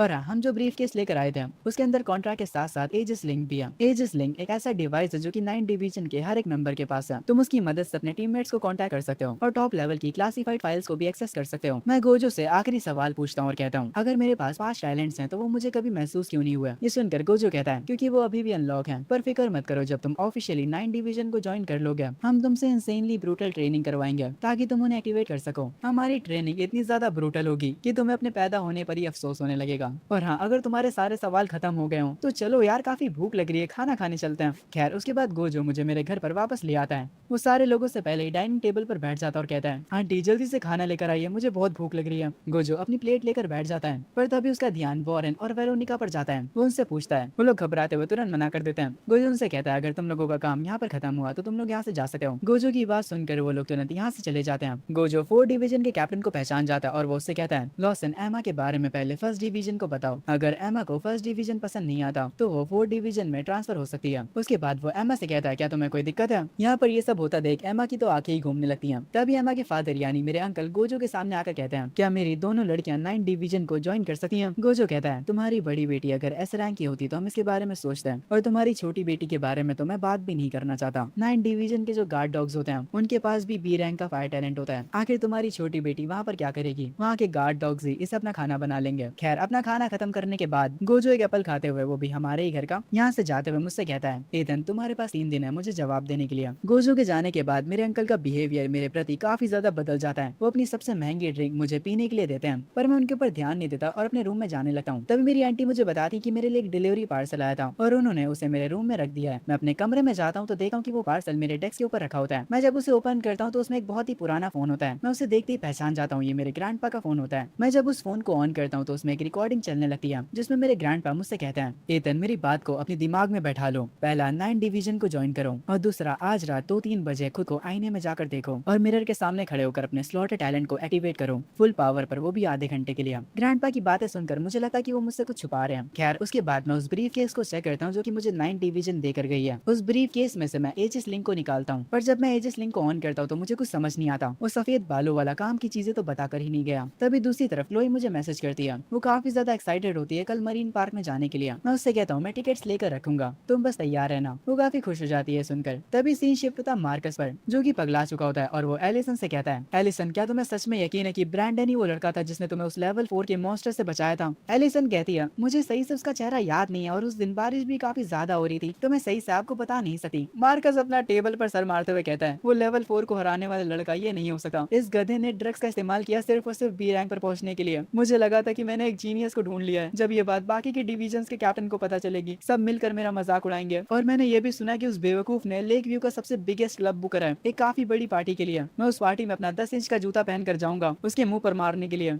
तभी एलिसन कहती है, उस बेवकूफ के बारे में भूल जाइए कैप्टन, अभी अभी 7 डिवीजन के लिए एक ऑर्डर आया है। हमें कल एक लड़की को सीक्रेटली प्रोटेक्ट करना है। इन्हें जिस लड़की को प्रोटेक्ट करने का ऑर्डर आया हुआ होता है वो और कोई नहीं बल्कि हमारी सफेद बालों वाली क्लोई होती है। एलिसन हमें बताती है कि वो एक बहुत ही पावरफुल मैन की इकलौती बेटी है। वो आगे बताती है नाइटफॉल लीजन टेरिफाइंग लेवल 8 के फाइटर्स भेज रहे हैं उसे किडनैप करने के लिए। लेवल 8 सुनकर मार्कस भी काफी हैरान हो जाता है। एलिसन बताती है कि इस मिशन के लिए पर्सनली हमारे टीम लीडर आएंगे और कल हम सब मिलकर उसे गार्ड करेंगे। दूसरी तरफ आधी रात में मैं मिरर के सामने खड़ा हो जाता हूँ जैसा मेरे ग्रैंडपा ने मुझसे कहा था और ब्लडी मैरी को बुलाने लगता हूँ। मजाक कर रहा था। मैं अपने स्लॉटेड टैलेंट को एक्टिवेट करता हूँ और वहाँ पर खड़ा रहता हूँ। मुझे मिरर को देखते देखते आधा घंटा बीत जाता है पर कुछ भी नहीं होता। मैं जब यहाँ से जाने लगता हूँ तभी कुछ होता है। मैं जैसे ही पलट कर देखता हूँ मुझे मिरर के अंदर मेरी रिफ्लेक्शन दिखाई देती है पर थोड़ी अलग। मैं काफी ज्यादा शॉक हो जाता हूँ। वो मिरर का ग्लास मेरे सामने टूट जाता है और उस मिरर के अंदर मुझे काफी खतरनाक थ्रोन दिखाई देता है। मेरा रिफ्लेक्शन उस थ्रोन पर जाकर बैठ जाता है। उसकी प्रेजेंस को देखकर मेरे पसीने छूट जाते हैं। मैं घबराते हुए उससे पूछता हूँ, आखिर तुम हो कौन? वो मिरर वाली रिफ्लेक्शन कहती है, बहुत पुराने समय से लोग मुझे अलग अलग नामों से बुलाते आ रहे हैं, जैसे जज जीरो या लीडर ऑफ 7 सॉवरेंस, या फिर तुम मुझे गॉड स्लेयर भी कह सकते हो। और हाँ, मेरा एक और नाम भी है, मेरा नाम है ईथन हेज। ये सब अपनी आंखों के सामने होता देख मेरा दिमाग काम करना बंद हो जाता है। मिरर में जो पर्सन है वो मैं ही हूँ। मिरर वाला ईथन कहता है, मैं ही तुम हूँ और तुम ही मैं हूँ, इसीलिए फालतू क्वेश्चंस पर टाइम वेस्ट मत करो। तुम्हारी अभी की कमजोर ताकत के हिसाब से तुम्हारी ब्लड एनर्जी मुझे सिर्फ 3 मिनट के लिए ही मेंटेन रख सकती है। और अगर मैं सच बताऊं तो मैं तुमसे काफी ज्यादा गुस्सा हूँ। एक गॉड स्लेयर जिसके पास लॉट टैलेंट है, तुम अपने टैलेंट को छुपा कर रखते हो और उसे कमजोर समझते हो। तुम दूसरों की ताकत छीन सकते हो उन्हें मारकर। तुम जितने ज्यादा स्ट्रॉन्ग लोगों को मारोगे तुम्हारी पावर उतनी ज्यादा बढ़ेगी। तुम्हारे पास अभी जितने भी टैलेंट्स हैं लाइट टैलेंट को छोड़कर, वो सब तुम्हें किसी को मार कर मिले। ये स्लॉटेड टैलेंट असल में एक चीट कोड है जो कि सिर्फ और सिर्फ वॉर और डिस्ट्रक्शन के लिए बना है। उसकी बातें सुनकर मैं सुन रह जाता हूँ। वो मिरर वाला ईथन कहता है, तुम्हारे पास एक और एबिलिटी है, जब तुम किसी मुसीबत में हो तो तुम मुझे समन कर सकते हो। मैं तुम्हारी बॉडी को 3 मिनट के लिए टेक ओवर कर सकता हूँ, पर तुम्हारी अभी की स्ट्रेंथ के हिसाब से मैं तुम्हारी पावर को पीक लेवल 5 पर ही पहुंचा सकता हूँ। मुझे समन करने के लिए तुम्हें स्लॉटर रूइन को एक्टिवेट करना होगा और अपने माइंड में गाया बोलना होगा। उसके बाद मैं तुम्हारी बॉडी में आ जाऊंगा। जैसे ही मिरर वाला ईथन ये सब बोलता है वो अचानक से गायब हो जाता है और मेरा मिरर वापस पहले जैसा हो जाता है। मैं काफी ज्यादा हैरान हो जाता हूँ। मेरे पास अभी भी उसके लिए काफी सारे सवाल बचे हुए थे, पर रात काफी हो चुकी थी, इसलिए मैं सोचता हूँ कि मैं कल रात उसे दोबारा समन करके उससे दोबारा से सवाल पूछूंगा। मैं मुंह धुलकर वॉशरूम से चला जाता हूँ और जाकर सो जाता हूँ। अगली सुबह हम देखते हैं ईथन के अंकल लाइन में लगकर ईथन के लिए ईथन का फेवरेट ब्रेकफास्ट लेकर आते हैं, पर वो मेडिसिन के लिए मिल्क टी लाना भूल जाते हैं। ये सुनकर मेडिसिन काफी ज्यादा गुस्सा हो जाती है और वो अपने डैड पर चिल्लाने लगती है। उसके डैड भी गुस्सा हो जाते हैं और कहते हैं, तुम मुझसे ऐसे कैसे बात कर सकती हो? पर मेडिसिन चिल्लाना बंद नहीं करती और अपने डैड के बारे में भी बुरा बोलने लगती है। उसके डैड से और बर्दाश्त नहीं होता और वो एक थप्पड़ जड़ देते हैं। तभी मैं वहाँ पर आता हूँ और अपने अंकल का हाथ पकड़ कर कहता हूँ, अंकल क्या आपका हाथ ठीक है? आपने काफी जोर से मारा उसे, आपके हाथ पर कहीं लगी तो नहीं? उसके बाद मैं मेडिसिन से कहता हूँ, मेडिसिन अब तुम बड़ी हो चुकी हो तो ऐसा बिहेव करना बंद कर दो। मैं मेडिसिन को थोड़ी बातें सुनाता हूँ। वो अपने डैड की तरफ देखती है पर उसके डैड कुछ भी नहीं बोलते हैं। ये सब देखकर वो रोते हुए यहाँ से चली जाती है। उसके बाद मैं एमा के पास आकर बैठ जाता हूँ। एमा मुझसे पूछती है, आज छुट्टी है तो तुम कहाँ जा रहे हो? मैं उसे बताता हूँ कि मेरी एक दोस्त के साथ मेरा कहीं जाने का प्लान है। मैं इस टाइम पर क्लोई के मैसेज ही देख रहा होता हूँ। वो मुझे बताती कि वो अपने घर से निकल चुकी है। दूसरी तरफ सीन शिफ्ट होता है मार्कस के ऊपर। वो सबको बताता है कि हमारी टारगेट अपने घर से निकल चुकी है और सबको ऑर्डर देते हुए कहता है कि वो लोग छुप कर रहे और उसे सेफ रखे। एलिसन मार्कस को बताती कि ब्रैंडन की पार्टी भी उसी पार्क में है। दूसरी तरफ मैं क्लोई के पास पहुंच जाता हूँ। मैं उससे जाकर पूछता हूँ कहीं मुझे देर तो नहीं हो गई, पर वो कहती है वो भी अभी यहाँ पर आई है। उसके बाद हम लोग ब्लू मरीन पार्क के लिए निकल जाते हैं। थोड़ी देर बाद हम लोग वहाँ पर पहुंच जाते हैं। वहाँ पर अंदर जाने के बाद हम लोग एक डॉल्फिन को देखते हैं जो कि परफॉर्म कर रही होती है। क्लोई मुझे काफी एक्साइटमेंट के साथ बताती है इस ब्लू मरीन पार्क की खासियत ये है कि यहाँ पर काफी सारे सी एनिमल्स काफी अच्छी परफॉर्मेंस करते हैं। ये पार्क कोई नॉर्मल एक्वेरियम जैसा बिल्कुल नहीं है। क्लोई की ये बात सुनकर मैं अपने आसपास देखने लग जाता हूँ। मैं देखता हूँ कि एक ऑक्टोपस पियानो बजा रहा है और एक कछुआ डांस दिखा रहा है और यहाँ पर मरमेड्स भी होती हैं। और उसके बाद जब हम लोग इस पार्क के और अंदर जाते हैं तो यहाँ पर एक फाइटिंग एरेना भी होता है जहाँ पर सी एनिमल्स आपस में फाइट कर रहे होते हैं और लोग उस फाइट को बड़े मजे से देख रहे होते हैं। तभी हमें वहाँ पर अचानक से ब्रैंडन भी मिल जाता है। वो हमें देखकर कहता है, क्या कोइंसिडेंस है ना, तुम लोग भी यहाँ पर हो। पर क्लोई उसे यहाँ पर देखकर समझ जाती है कि ये कोई कोइंसिडेंस नहीं है। वो ब्रैंडन से कहती है, क्या तुम मेरा पीछा कर रहे हो। ये सुनकर ब्रैंडन कहता है, नहीं नहीं, मेरे डैड ने ये पूरा प्लेस बुक कर रखा है। वैसे ईथन, तुम यहाँ पर क्या कर रहे हो। मैं उससे कहता हूँ, मैंने मरीन पार्क की वीडियो देखी थी और वो वीडियो देखकर मैं काफी क्यूरियस हो गया, तो इसीलिए मैं खुद यहाँ पर वो शो देखने के लिए आ गया। ये सुनकर ब्रैंडन शॉक हो जाता है, तुम बस एक वीडियो देखकर यहाँ पर आए हो। क्लोई दूसरी तरफ हंसने लगती है। खैर, हमारा एक क्लासमेट मुझ पर उंगली उठाते हुए मुझसे गुस्से में कहता है, ईथन, कहीं तुम हम लोगों का मजाक तो नहीं उड़ा रहे हो। मैं अपनी उंगली आगे करता हूँ और एक टर्टल की तरफ पॉइंट करता हूँ। वो टर्टल अपने ही शेल से निकलकर दूसरे शेल में जा रहा होता है और ये मुझे काफी फनी लगता है, इसीलिए मैं उनसे कहता हूँ, मैं तो बस ये शो देखने के लिए यहाँ पर आया हूँ। ये सुनकर सारे शॉक हो जाते हैं। ब्रैंडन कहता है, आज तो रिजल्ट आने वाला है ना, तो तुम्हें तो अपने घर पर होना चाहिए था। बेसिकली ब्रैंडन ईथन का मजाक उड़ा रहा होता है। उसका क्लासमेट भी ईथन का मजाक उड़ाते हुए कहता है, ब्रैंडन को तो डायरेक्टली 7 डिवीजन ने रिक्रूट कर लिया है, उसका फ्यूचर तुम्हारे जैसे भिखारी से काफी अच्छा है। मैं ये सुनकर कहता हूँ, तुम मुझे उससे क्या, तुम मुझे ये सब क्यों बता रहे हो, मैं तो सिर्फ यहाँ पर मजे करने के लिए आया हूँ। ब्रैंडन अजीब एक्सप्रेशन के साथ कहता है, 2 घंटे में सबका ऑफिशियल रिजल्ट आ जाएगा। तुमने तो कल सीरम का भी इस्तेमाल नहीं करा था। चलो देखते हैं कि रिजल्ट आने के बाद तुम हंस भी पाओगे या नहीं। ये कहने के बाद वो लोग मेरे ऊपर हंसने लगते हैं। तभी हमारा ध्यान जाता है उन एनिमल्स की फाइट पर। उस फाइट में कुछ तो गड़बड़ थी। अचानक से एक लाइटनिंग स्ट्राइक होती है और ऑडियंस में बहुत सारे लोग ऑन द स्पॉट मर जाते हैं। अचानक से यहाँ का पूरा माहौल बदल जाता है। सब लोग यहाँ से भागना शुरू कर देते हैं। वो टर्टल अपना शेल उतार कर काफी तेजी से फेंकता है और उसकी फोर्स से काफी सारे ग्लासेस और जमीन तक टूट जाती है। बहुत सारे लोग इस पार्क में फंस चुके होते हैं। असल में सी एनिमल्स के भेस में नाइटफॉल लीजन के लोग छुपे हुए होते हैं। मार्कस भी यहाँ पर होता है और वो इन्हें पहचान जाता है। मार्कस को एक बात समझ नहीं आ रही होती है, नाइटफॉल लीजन वाले इस हद तक जाने के लिए तैयार हैं, सिर्फ और सिर्फ एक डिफेंसलेस लड़की को पकड़ने के चक्कर में। मार्कस और एलिसन साथ में होते हैं। उनके सामने उनका टीम लीडर खड़ा होता है। वो कहता है, तुम लोग शांत हो जाओ और जाकर लड़की को प्रोटेक्ट करो। मुझे लगा था कि इस सीरीज में सिर्फ और सिर्फ गोजो होगा, पर यहाँ पर तो नानामी भी है। नानामी कहता है, जाकर क्लोई को प्रोटेक्ट करो। और इनके बीच में जो लेवल 8 का फाइटर छुपा हुआ है, मैं उसे ढूंढता हूँ। सब लोग अपने लीडर की बात मानकर तुरंत क्लोई को ढूंढने के लिए निकल पड़ते हैं। मैं यहाँ की सिचुएशन देख रहा होता हूँ। उस बीकन को हाथ में पकड़कर मैं अपने मन में सोच रहा होता हूँ, अगर सिचुएशन और खराब हो जाती है तो मुझे गोजो को समन करना पड़ेगा। ब्रैंडन अपने गार्ड्स के साथ होता है। वो क्लोई से कहता है, क्लोई तुम डरो मत, तुम यहाँ पर आ जाओ मेरे पास। ये सारे गार्ड्स काफी ताकतवर हैं। इन गार्ड्स का कैप्टन लेवल 3 का फाइटर है। पर जो क्लोई होती है वो मेरा हाथ पकड़कर मेरे पीछे आ जाती है। ये देखकर ब्रैंडन कहता है, आखिर तुम ये क्या कर रही हो, तुम ईथन के पीछे क्यों छुप गई हो, तुम्हें क्या लगता है कि ईथन तुम्हें बचा लेगा। पर क्लोई उसकी बातों पर ध्यान नहीं देती। ये देखकर ब्रैंडन को गुस्सा आता है। वो अपने गार्ड से कहता है, तुम लोग क्लोई को भी प्रोटेक्ट करने पर फोकस करना और ईथन पर ध्यान मत देना। तभी एक सी और अपने स्पीयर से हम पर अटैक करता है। वो स्पीयर काफी तेजी से क्लोई के पास आता है, पर मैं उसे वक्त पर पीछे कर लेता हूँ। उतनी ही देर में मार्कस और उसकी टीम वहाँ पर पहुंच जाती है। वो लोग क्लोई को कॉर्नर कर लेते हैं और उससे प्रोटेक्ट करने लग जाते हैं। ये सब देखकर मैं काफी हैरान होता हूँ और अपने मन में कहता हूँ, 7 डिवीजन खुद ब खुद क्लोई को प्रोटेक्ट कर रही है। आखिर क्लोई असली में है कौन। मैंने ये तो सुना था कि क्लोई की मदर टॉप लोगों में आती है, पर उन्होंने 7 डिवीजन को हायर किया उनकी बेटी को प्रोटेक्ट करने के लिए। ये तो काफी ज्यादा अननॉर्मल चीज है। ऐसा लगता है कि रूमर सही था, क्लोई के फादर सच में कोई बिग शॉट है। ब्रैंडन यहाँ पर 7 डिवीजन को देखकर खुश हो जाता है। उसे लग रहा होता है कि 7 डिवीजन उसे प्रोटेक्ट करने के लिए आई है, पर एलिसन उसे साफ बता देती कि वो लोग उसके लिए यहाँ पर नहीं आए हैं। बेचारे ब्रैंडन का दिल टूट जाता है। ब्रैंडन मार्कस से कहता है, क्या मैं भी आपके इस मिशन पर आपका साथ दे सकता हूँ। मेरे साथ मेरे गार्ड्स भी हैं, मेरा सिक्योरिटी कैप्टन लेवल 3 का है। मार्कस गुस्से में कहता है, एलिसन इस बंदे को यहाँ से भगा दो। अच्छा छोड़ो, इन लोगों पर ध्यान मत दो, मिस क्लोई को यहाँ से सेफली लेकर जाओ। ब्रैंडन ये सुनकर काफी हैरान हो जाता है कि ये लोग यहाँ पर क्लोई को प्रोटेक्ट करने के लिए आए हैं। खैर, एलिसन क्लोई को लेकर यहाँ से निकलने की कोशिश करती है, पर काफी सारे सी मॉन्स्टर्स इनके रास्ते में आकर खड़े हो जाते हैं। इनके पास कोई और रास्ता नहीं बचता फाइट करने के अलावा। एलिसन अपनी एजिस लिंक को एक्टिवेट करती है और उससे एक बैरियर बना देती है। ब्रैंडन अपने सारे क्लासमेट्स को एजिस लिंक के बारे में बताता है। उसके क्लासमेट्स काफी ज्यादा खुश होते हैं और काफी ज्यादा जेलस भी होते हैं कि लाइक ब्रैंडन को भी 1 साल बाद एजिस लिंक मिल जाएगा। मैं भी एजिस लिंक की इस पावर को देखकर थोड़ा शौक होता हूँ। तभी एक टर्टल अपने शेल को उस बैरियर पर फेंक के मारता है और वो इतना तेज लगता है कि बैरियर में कुछ क्रैक्स आ जाते हैं। उसके बाद एक सी मॉन्स्टर उस बैरियर को फ्रीज करने लगता है, जिससे आखिरकार वो बैरियर टूट जाता है। मैं इस माहौल में भी काफी ज्यादा शांत होता हूँ। एक टर्टल दोबारा से एक शेल हमारी तरफ फेंकता है काफी जोर से, पर इससे पहले कि वो शेल हमारे पास आकर हमें लगे, बीच में ही नानामी उसे अपने पैर से रोक लेता है और उस टर्टल को एक लात मारकर उसे दूर फेंक देता है। वो टर्टल वहीं पर खत्म हो जाता है। नानामी हमारे सामने खड़ा होता है। वो सबको ऑर्डर्स देना शुरू करता है। ब्रैंडन टीम लीडर को देखकर काफी ज्यादा पगला जाता है। ब्रैंडन का दोस्त पूछता है कि टीम लीडर क्या होता है। ब्रैंडन पागलों जैसी हरकतें करते हुए उसे बताता है, टीम लीडर बनने के लिए तुम्हें कम से कम लेवल 8 का होना चाहिए। ये सुनकर ब्रैंडन का दोस्त पगला जाता है, पर मैं काफी ज्यादा क्यूरियस हो जाता हूँ। उन लोगों ने लेवल 8 के टीम लीडर को भेजा है क्लोई को प्रोटेक्ट करने के लिए। आखिर क्लोई के फादर है कौन। तभी जो नानामी होता है जिसके बाल अब बदल चुके हैं, वो उस बंदे को ढूंढ लेता है जो कि इन मॉन्स्टर्स को कंट्रोल कर रहा है। वो उससे कहता है, तुम्हारा कब तक छुपने का प्लान है, सामने आकर लड़ो। अभी के लिए हम इस एनिमी को डाइवर कहेंगे। नानामी ने काफी आसानी से डाइवर को ढूंढ लिया, इसीलिए डाइवर उसकी एबिलिटीज की थोड़ी तारीफ करता है। नानामी डाइवर से लड़ने के लिए तुरंत तैयार हो जाता है। डाइवर अपने आसपास की की सारी फिशेस को फ्रीज करके उनसे नानामी पर वार करता है जब तक नानामी डाइवर से फाइट कर रहा है। एलिसन कहती है कि हमें यहाँ से निकल जाना चाहिए। वो सबको लेकर एग्जिट की तरफ जाने लगती है, पर तभी उनका रास्ता डॉल्फिन रोक लेती है। डॉल्फिन डायरेक्ट आकर एलिसन पर अटैक करती है, पर एलिसन उसे अपनी स्वाट से रोक लेती है। डॉल्फिन की खतरनाक पावर देखकर ब्रैंडन की तो फट जाती है। खैर एलिसन का अटैक डॉल्फिन को लग जाता है, इससे डॉल्फिन को और ज्यादा गुस्सा आ जाता है। वो अपने दो सील साथियों को बुलाता है। वो उनसे कहता है कि एलिसन से वो निपटेगा,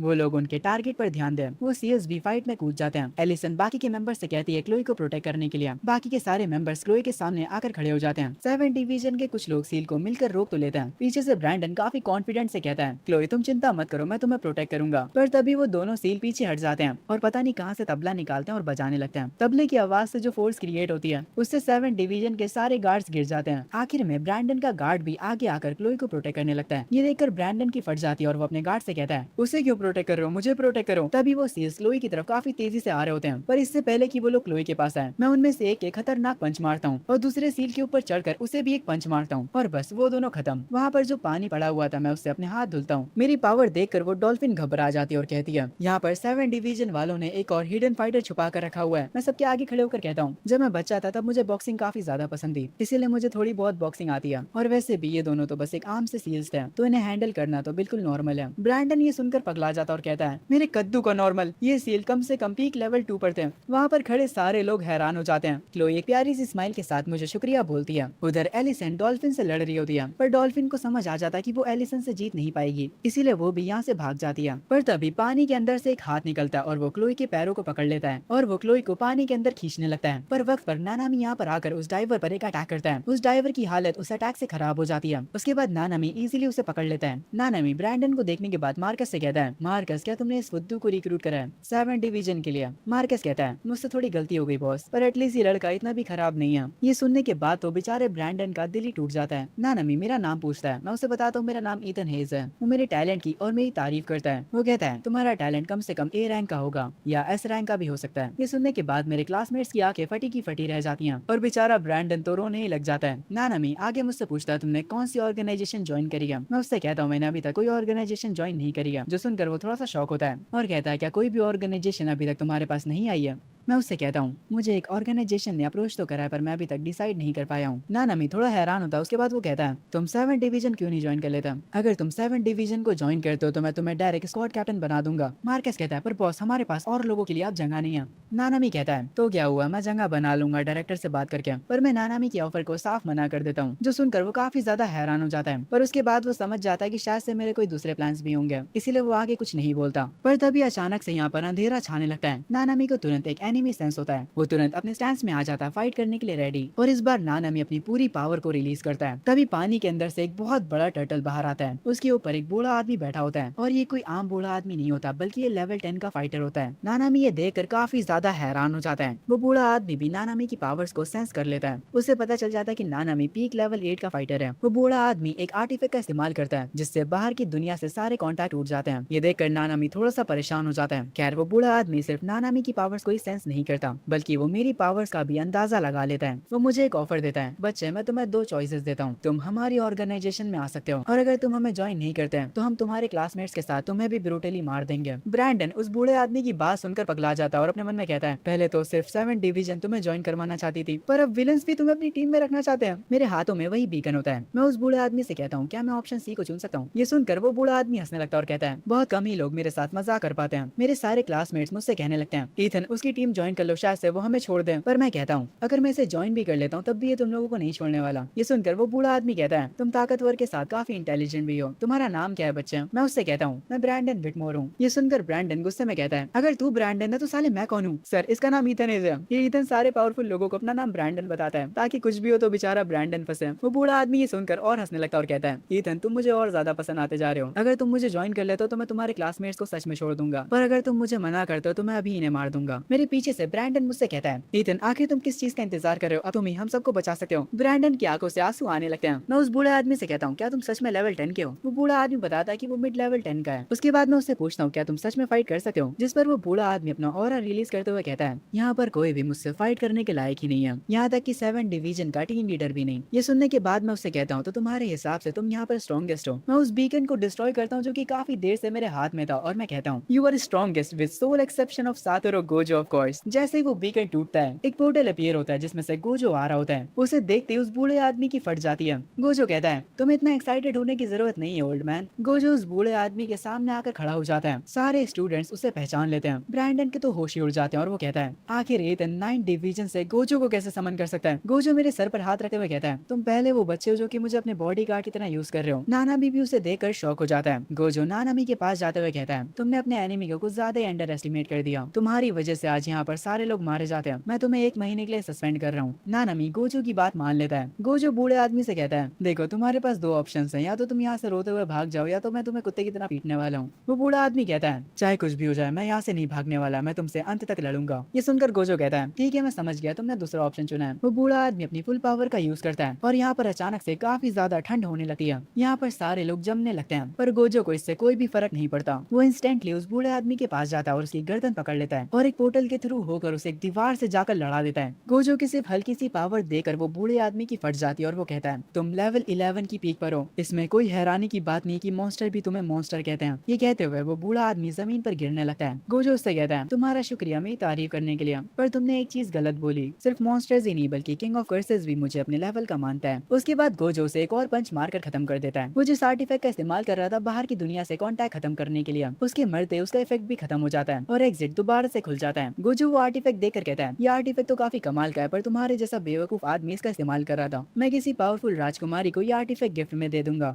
और उससे एक फेवर मुझे मिल जाएगा। वो बूढ़ा आदमी एक गड्ढे में डरा सहमा बैठा होता है। गोजो मेरी तरफ आते हुए कह रहा होता है, तो तुमने आखिरकार फैसला कर ही लिया है कि तुम 9 डिवीजन को ज्वाइन कर रहे हो। गोजो मेरे पास आकर मुझसे कहता है, तो वो चीज कहाँ पर है। मैं उससे कहता हूँ, कौन सी चीज। वो कहता है, एजिस लिंक जो मैंने तुम्हें कल दी थी। मैं उसे बताता हूँ कि वो मेरे घर पर है, मैं उसे यहाँ पर लेकर नहीं आया हूँ। गोजो ये सुनने के बाद मुझसे पूछता है, तो वो तुम्हारे घर पर कहाँ पर रखी हुई है। मैं उससे कहता हूँ, मेरी डेस्क पर तुम ये क्यों पूछ रहे हो। गोजो अपना हाथ आगे बढ़ाता है और एक छोटा सा पोर्टल ओपन होता है। वो उसके अंदर से एक एप्पल निकालता है और उसे खाने लगता है और उसके बाद एजिस लिंक को भी निकाल लेता है। वो उसे ईथन को दे देता है और ईथन से कहता है, जब तुम अपने घर जाना तो अपनी आंटी को समझा देना कि ये एप्पल मैंने तुम्हारे किचन से लिया था। मैंने शायद से उन्हें डरा दिया होगा। खैर उसके बाद मैं मेरी एजिस लिंक को एक्टिवेट करता हूँ। वो कुछ ही देर में मुझसे कनेक्ट हो जाती है। गोजो आगे मुझे बताता है, अब जबकि तुम ज्वाइन कर चुके हो तो कोई टीम मेंबर तुम्हें कांटेक्ट करेगा और हाँ वो तुम्हारी ट्रेनिंग भी अरेंज करवा देगा। मैं हमेशा तुम्हें देखता रहूंगा और टाइम टू टाइम तुम्हारी प्रोग्रेस चेक करता रहूंगा। मैं गोजो से उसका नंबर मांगता हूँ। वो मुझसे कहता है, वेरोनिका तुम्हें हमारे ग्रुप में ऐड कर देगी, वहाँ पर मेरा कॉन्टैक्ट नंबर है। उसके बाद गोजो नानामी से कहता है, क्योंकि यहाँ पर सारा काम मैंने करा है तो उस आर्टिफैक्ट को मैं अपने साथ ले जा रहा हूँ और हाँ मैं यहाँ का सारा क्रेडिट भी खुद लूंगा। तुम्हें कोई दिक्कत। नानामी चुपचाप उसकी बात मान लेता है। इसके तुरंत बाद गोजो यहाँ से चला जाता है और यहाँ पर जितनी टूटी फूटी चीजें थी वो भी अपने साथ ले जाता है। इन सब के बाद मुझे देखने का मेरे क्लासमेट्स का नजरिया बदल जाता है। नानामी मेरे पास आता है और मुझसे कहता है, तो जिस ऑर्गेनाइजेशन के बारे में तुम बात कर रहे थे तो वो 9 डिवीजन थी। तुम पहले ऐसे लड़के हो जिसने उनका ऑफर एक्सेप्ट करने में काफी हेसिटेट किया है। ये सुनकर मैं मुस्कुराते हुए कहता हूँ, चलो मैं किसी चीज में तो पहला बना। मेरे हाथ में एजिस लिंक देखने के बाद ब्रैंडन का दोस्त उससे कहता है, ब्रैंडन तुमने तो मुझसे कहा था कि एजिस लिंक तुम्हें 1 साल बाद मिलेगी, तो आखिर ब्रैंडन को इतनी जल्दी कैसे मिल गई। तब नानामी समझाता है, क्योंकि 9 डिवीजन ने उसे खुद ब खुद चूज करा है। उसके बाद नानामी ब्रैंडन की तरफ देखकर मार्कस से कहता है, कैप्टन मार्कस तुमने इस बार जो रिक्रूट चुना है वो काफी ज्यादा डरपोक है। डेंजरस सिचुएशन को देखकर वो पीछे हट गया था, तुम्हें इस बात पर ध्यान देना चाहिए। नानामी से ये सुनने के बाद मार्कस कहता है, मैं समझ गया बॉस, तुम ब्रैंडन तुम 7 डिवीजन के रूल्स तब तक याद करोगे जब तक तुम उन्हें उल्टा पढ़ना सीख नहीं जाते। ये सुनकर ब्रैंडन की तो आत्मा ही बाहर आ जाती है। नानामी अपना इंट्रोडक्शन देता है और अपना हाथ आगे करते हुए कहता है, अब से हम लोग कॉलीग्स हुए। मैं उनसे हैंडशेक करते हुए कहता हूँ, आपके साथ काम करके अच्छा लगेगा। नानामी कहता है, अब सब कुछ खत्म हो गया, चलो यहाँ से जाने की तैयारी करो। तभी एलिसन मेरे पास आती है और मुझसे हाथ मिलाते हुए कहती है, मेरा नाम एलिसन है। मैं अपने मन में सोचने लगता हूँ कि अब तक तो इसे समझ आ गया होगा कि मैं वही लड़का हूँ जिसने उस रात इसकी जान बचाई थी। मैं एलिसन को हेलो बोलता हूँ। उसके बाद वो बोलती है, चलो अपने नंबर्स एक दूसरे के साथ एक्सचेंज करते हैं। मैं उसे अपना कॉन्टैक्ट नंबर दे देता हूँ। उसके बाद वो यहाँ से चली जाती है। क्लोई मुस्कुराते हुए मेरे क्लोज आकर मुझे शुक्रिया बोलती है। मैं उससे कहता हूँ, तुम मेरे कितना क्लोज आ रही हो, कहीं तुम्हें मुझसे प्यार तो नहीं हो गया। ये सुनकर वो मुझे डांटने लग जाती है। तभी उसी टाइम मेरा क्लासमेट कहता है, हम सब के रिजल्ट्स आ चुके हैं। सब लोग तुरंत अपने फोन निकाल कर रिजल्ट्स को देखने लगते हैं। उनके होश तो तब उड़ते हैं जब उन्हें पता चलता है कुछ लोग तो एक टैलेंट भी अवेक नहीं कर पाए होते हैं, पर दूसरी साइड पर ईथन 5 टैलेंट्स को अवेक कर चुका होता है, वो भी बिना किसी सीरम के। सब लोग ईथन की ताकत देखकर हैरान हो जाते हैं और अब उसकी तारीफ करने लगते हैं। पर तभी एक स्टूडेंट कहता है, जरा क्लोई के टैलेंट चेक करो, उसके पास SSS रैंक का लाइट टैलेंट है और साथ ही में SSS रैंक का हीलिंग टैलेंट भी। ये सुनने के बाद क्लोई मुझे नखरे दिखाते हुए कहती है, तुमने सुना वो किस बारे में बात कर रहे हैं। अब मैं हुई इतनी खास क्या करूं। मैं उससे कहता हूँ, मुझे तुम्हारी जैसी छोटी सी बिल्ली पर लुक डाउन नहीं करना चाहिए था। ये सुनकर क्लोई गुस्से में मुझे एक पंच मारती है। ब्रैंडन का दोस्त उसे बताता है कि तुम्हारे पास B रैंक का अर्थ टैलेंट है। ब्रैंडन ये सुनकर खून के आंसू रोने लगता है। खैर आगे मैं क्लोई से कहता हूँ, मुझे अब घर जाना होगा। वो कहती है, चलो साथ में चलते हैं और हम लोग वहाँ से चले जाते हैं। मेट्रो में बैठे मैं क्लोई से पूछता हूँ, तुम्हारे टैलेंट्स इतने ज्यादा हाई हैं पर फिर भी 9 डिवीजन ने तुम्हें अप्रोच नहीं करा। क्लोई मुझे बताती है, मेरे फादर मुझे कहीं और भेजना चाहते हैं, इसलिए मैं 9 डिवीजन में नहीं आ सकती। मैं उससे उसके फादर के बारे में पूछने की कोशिश करता हूँ, पर वो मेरे मुंह पर हाथ रखकर कहती है मैं इसके बारे में बात नहीं करना चाहती हूँ। मेरे फादर की पोजीशन काफी ज्यादा कॉम्प्लिकेटेड है, इसलिए मैं तुम्हें नहीं बता सकती हूँ, अभी तो नहीं। मैं उसकी बात मान लेता हूँ और वो काफी खुश हो जाती है। उसके बाद जब मैं अपने घर वापस आता हूँ तो मैं देखता हूँ कि मेरे अंकल और आंटी काफी ज्यादा डरे हुए हैं। वो लोग झाड़ू और डंडा लेकर खड़े होते हैं। मैं उनसे पूछता हूँ आखिर वो लोग क्या कर रहे हैं। तभी मेरी आंटी मुझे बताती है ईथन अचानक से दोपहर में कहीं से एक हाथ बाहर आया था और वो एक एप्पल उठाकर गायब हो गया। इनकी बातें सुनकर मुझे याद आ जाता है कि ये सब किसने किया था। उसके बाद मैं मेरी आंटी को सब कुछ समझा देता हूँ। मेरी बातें सुनने के बाद मेरी आंटी कहती है 9 डिवीजन के लोग तो सच में काफी ज्यादा टेरिफाइंग है। वो लोग कितनी दूर से भी एप्पल्स चुरा सकते हैं। खैर रात हो चुकी होती है और मैं अपने बेड पर लेटा हुआ होता हूँ। जब अपनी एजेस लिंक एक्टिवेट करके ग्रुप चैट देख रहा होता हूँ तो सारे लोग मेरे ही बारे में बातें कर रहे होते हैं। मेरा नाम सुनकर उन्हें पहले लगा कि मैं कोई लड़की हूँ। कुछ लोग तो मेरी कमर से लेकर बाकी सबका साइज पूछने लगते हैं। मॉन्स्टर्स के ग्रुप में भी ठरकी लोग भरे पड़े हैं। खैर आगे मैं उन्हें बताता हूँ हेलो एवरीवन, मैं हूँ ईथन हेज और मैं पहले ही बता दूं कि मैं बायोलॉजिकली एक लड़का हूँ, पर हाँ मुझे कुछ जेंडर आइडेंटिटी इश्यूज हैं। मेंटली मैं खुद को एक बहुत ही प्यारी लड़की समझता हूँ और अगर मैं अपने बारे में बताऊँ तो मुझे खूबसूरत लड़कियां काफी ज्यादा पसंद है। मेरी बातें सुनकर वो लोग कहते हैं एक और पागल आ गया ग्रुप में और आपस में कहने लगते हैं क्या 9 डिवीजन वाले सिर्फ पागलों को ही इकट्ठा करते हैं। तभी एक मोटा लड़का सबको बताता है सारे 12 शहरों को मिलाकर इस साल सिर्फ 18 ट्रिपल एस रैंक ही अपीयर हुए हैं। मैंने सुना है छोटे शहर लेक व्यू में भी एक ट्रिपल एस रैंक की लड़की अवेक हुई है। उस लड़की के पास लाई टैलेंट है। ये सुनने के बाद ग्रुप चैट में एक लड़का कहता है मैंने भी उसके बारे में सुना है और मैंने ये भी सुना है कि वो लड़की काफी ज्यादा हॉट है। अरे अपना ईथन भी तो लेक व्यू से है। ईथन तुम्हारे होम टाउन में इतनी हॉट और इतनी ज्यादा पावरफुल लड़की है, तुम तो ब्लेस हो यार। इन्हें ये नहीं पता कि वो लड़की ईथन की दोस्त है। तभी ग्रुप चैट का एक बंदा बताता है अगर टेक्निकली बात करें तो लेक व्यू से ट्रिपल एस रैंक के 2 लोग अवेक हुए हैं, पर उसमें से एक स्टूडेंट ने अवेकनिंग सीरम का इस्तेमाल नहीं करा था, इसलिए वो स्टूडेंट सिर्फ डबल एस रैंक का है और वो स्टूडेंट और कोई नहीं बल्कि ईथन हेज है। ये सुनकर सारे लोग पगला जाते हैं। Double S rank without serum मतलब ईथन की true potential top tier triple S rank की है। एक लड़की रोते हुए कहती है मुझे तो 3 सीरम लगे थे डबल एस रैंक पर आने के लिए और ये बिना सीरम के ही डबल एस रैंक का है। मैं उन लोगों को बताता हूँ कि मैंने सीरम किस लिए यूज नहीं करा था। मैंने सीरम इसलिए यूज नहीं करा था क्योंकि मैं 9 डिवीजन में आना ही नहीं चाहता था और किसी छोटी मोटी ऑर्गेनाइजेशन में जाना चाहता था, पर मेरा प्लान काम नहीं करा। गोजो मुझे खींचकर 9 डिवीजन में ले आया। ये सुनकर ग्रुप चैट के सारे लोग पगला जाते हैं और कहते हैं अब इस बंदे की एक और बात मुझसे बर्दाश्त नहीं होने वाली। मैं $5 लाख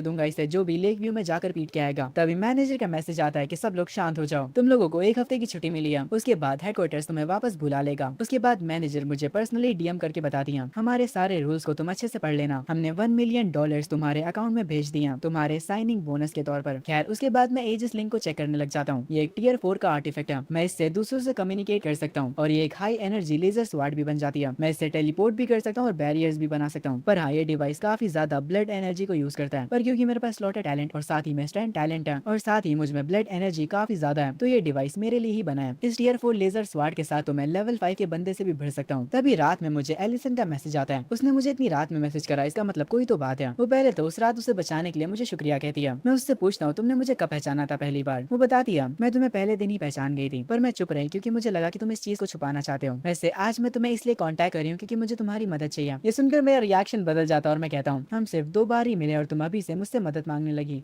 ये तो बिल्कुल वैसे ही है जैसे तुम मुझसे अभी अभी मिली हो और मुझसे उधार मांग रही हो। मैं उसकी बातों पर ज्यादा ध्यान नहीं देता और उससे कह देता हूँ गुड नाइट, मैं सोने जा रहा हूँ। पर वो मुझसे बहुत ज्यादा डेस्परेटली बोलती है कि मुझे तुम्हारी मदद की जरूरत है। मेरे पेरेंट्स का मर्डर किया गया था और 2 साल पहले मेरी ट्विन सिस्टर गायब हो गई। मुझे फाइनली अब जाकर एक क्लू मिला है, पर उनके पास एक लेवल 4 का फाइटर है। मैं बाउंटी हंटर्स पर ज्यादा ट्रस्ट नहीं कर सकती, इसीलिए मेरी आखिरी उम्मीद तुम ही हो। मैं उसकी बातें सुनकर थोड़ा थोड़ा पिघलने लगता हूँ। वो आगे कहते हैं अगर तुम्हें मुझ पर भरोसा नहीं है तो तुम ओल्ड केस फाइल चेक कर सकते हो एजिस नेट पर। मैं उस फाइल को चेक करने लगता हूँ जो उसने मुझे बताई थी। एलिसन के पेरेंट्स के मिस्टीरियस तरीके से मरने के 6 महीने बाद उसकी ट्विन सिस्टर भी गायब हो गई। और सिर्फ यही बात नहीं है बल्कि उस टाइम पीरियड में 100 से भी ज्यादा बच्चे गायब हुए थे। तभी अचानक से रिसर्च करते करते मुझे मेरे पेरेंट्स की एक केस फाइल मिलती है, पर वो फाइल खुल नहीं रही होती है। वो इनक्रिप्टेड बता रही होती है। मैं उस फाइल को ओपन नहीं कर पा रहा होता, पर तभी इन कार क्रैशेस में मुझे एक सिमिलैरिटी दिखती है। वही सेम क्रीपी डॉल और वही सेम कार दोनों केसेस में दिखी है। क्या ये कोई इत्तेफाक है या फिर एक प्लानिंग? जिन लोगों ने मेरे पेरेंट्स को मारा मुझे उनके बारे में फाइनली एक क्लू मिल गया। मैं एलिसन को हाँ कर देता हूँ। वो मुझे कहती है बदले में सारी लूट जो कुछ भी हमें वहाँ से मिलेगी वो सब मैं तुम्हें दे दूंगी और साथ ही में मैं तुम्हें परसेप्शन फ्रूट भी दूंगी। इससे तुम्हारा परसेप्शन टैलेंट पूरी तरह से अवेक हो जाएगा। इस ऑफर से मैं काफी खुश होता हूँ। अगले दिन मैं कैफे में जाकर एलिसन से मिलता हूँ। मैं उसके सामने बैठकर उससे कहता हूँ अगर सामने वाला एनिमी सिर्फ लेवल 4 का है तो कोई भी दिक्कत नहीं होगी। और बाकी के लोग कहाँ पर है जिन लोगों को तुमने हायर किया है? एलिसन मुझसे कहती है जो अंडरग्राउंड बाउंटी टैक्स को मैंने हायर किया वो कोई अच्छे लोग नहीं है, इसलिए उनके सामने हम अपने असली नाम इस्तेमाल नहीं कर सकते। जब हम उनसे मिलेंगे तो मेरा नाम माया है, तुम भी अपने लिए कोई नाम सोचो। मैं एलिसन से कहता हूँ तो ठीक है फिर मेरा नाम ब्रैंडन है, मैं तुम्हारा कजन हूँ। ये बंदा किसी दिन ब्रैंडन को किसी बड़ी ऑर्गेनाइजेशन से पिटवाएगा। वो मुझे एक मार्क्स देती है और साथ ही में एक फ्रूट जिसके बारे में उसने कल कहा था। मैं उससे कहता हूँ अभी तो तुम्हारा काम खत्म खत्म भी नहीं हुआ और तुम मुझे पहले ही पेमेंट कर रही हो। एलिसन कहती है मैं तुम्हारी मदद के लिए पहले से ही काफी खुश हूँ। कैप्टन मार्कस किसी चीज में काफी ज्यादा बिजी है और मेरी बाकी की टीम काफी बुरी तरह से इंजर्ड है।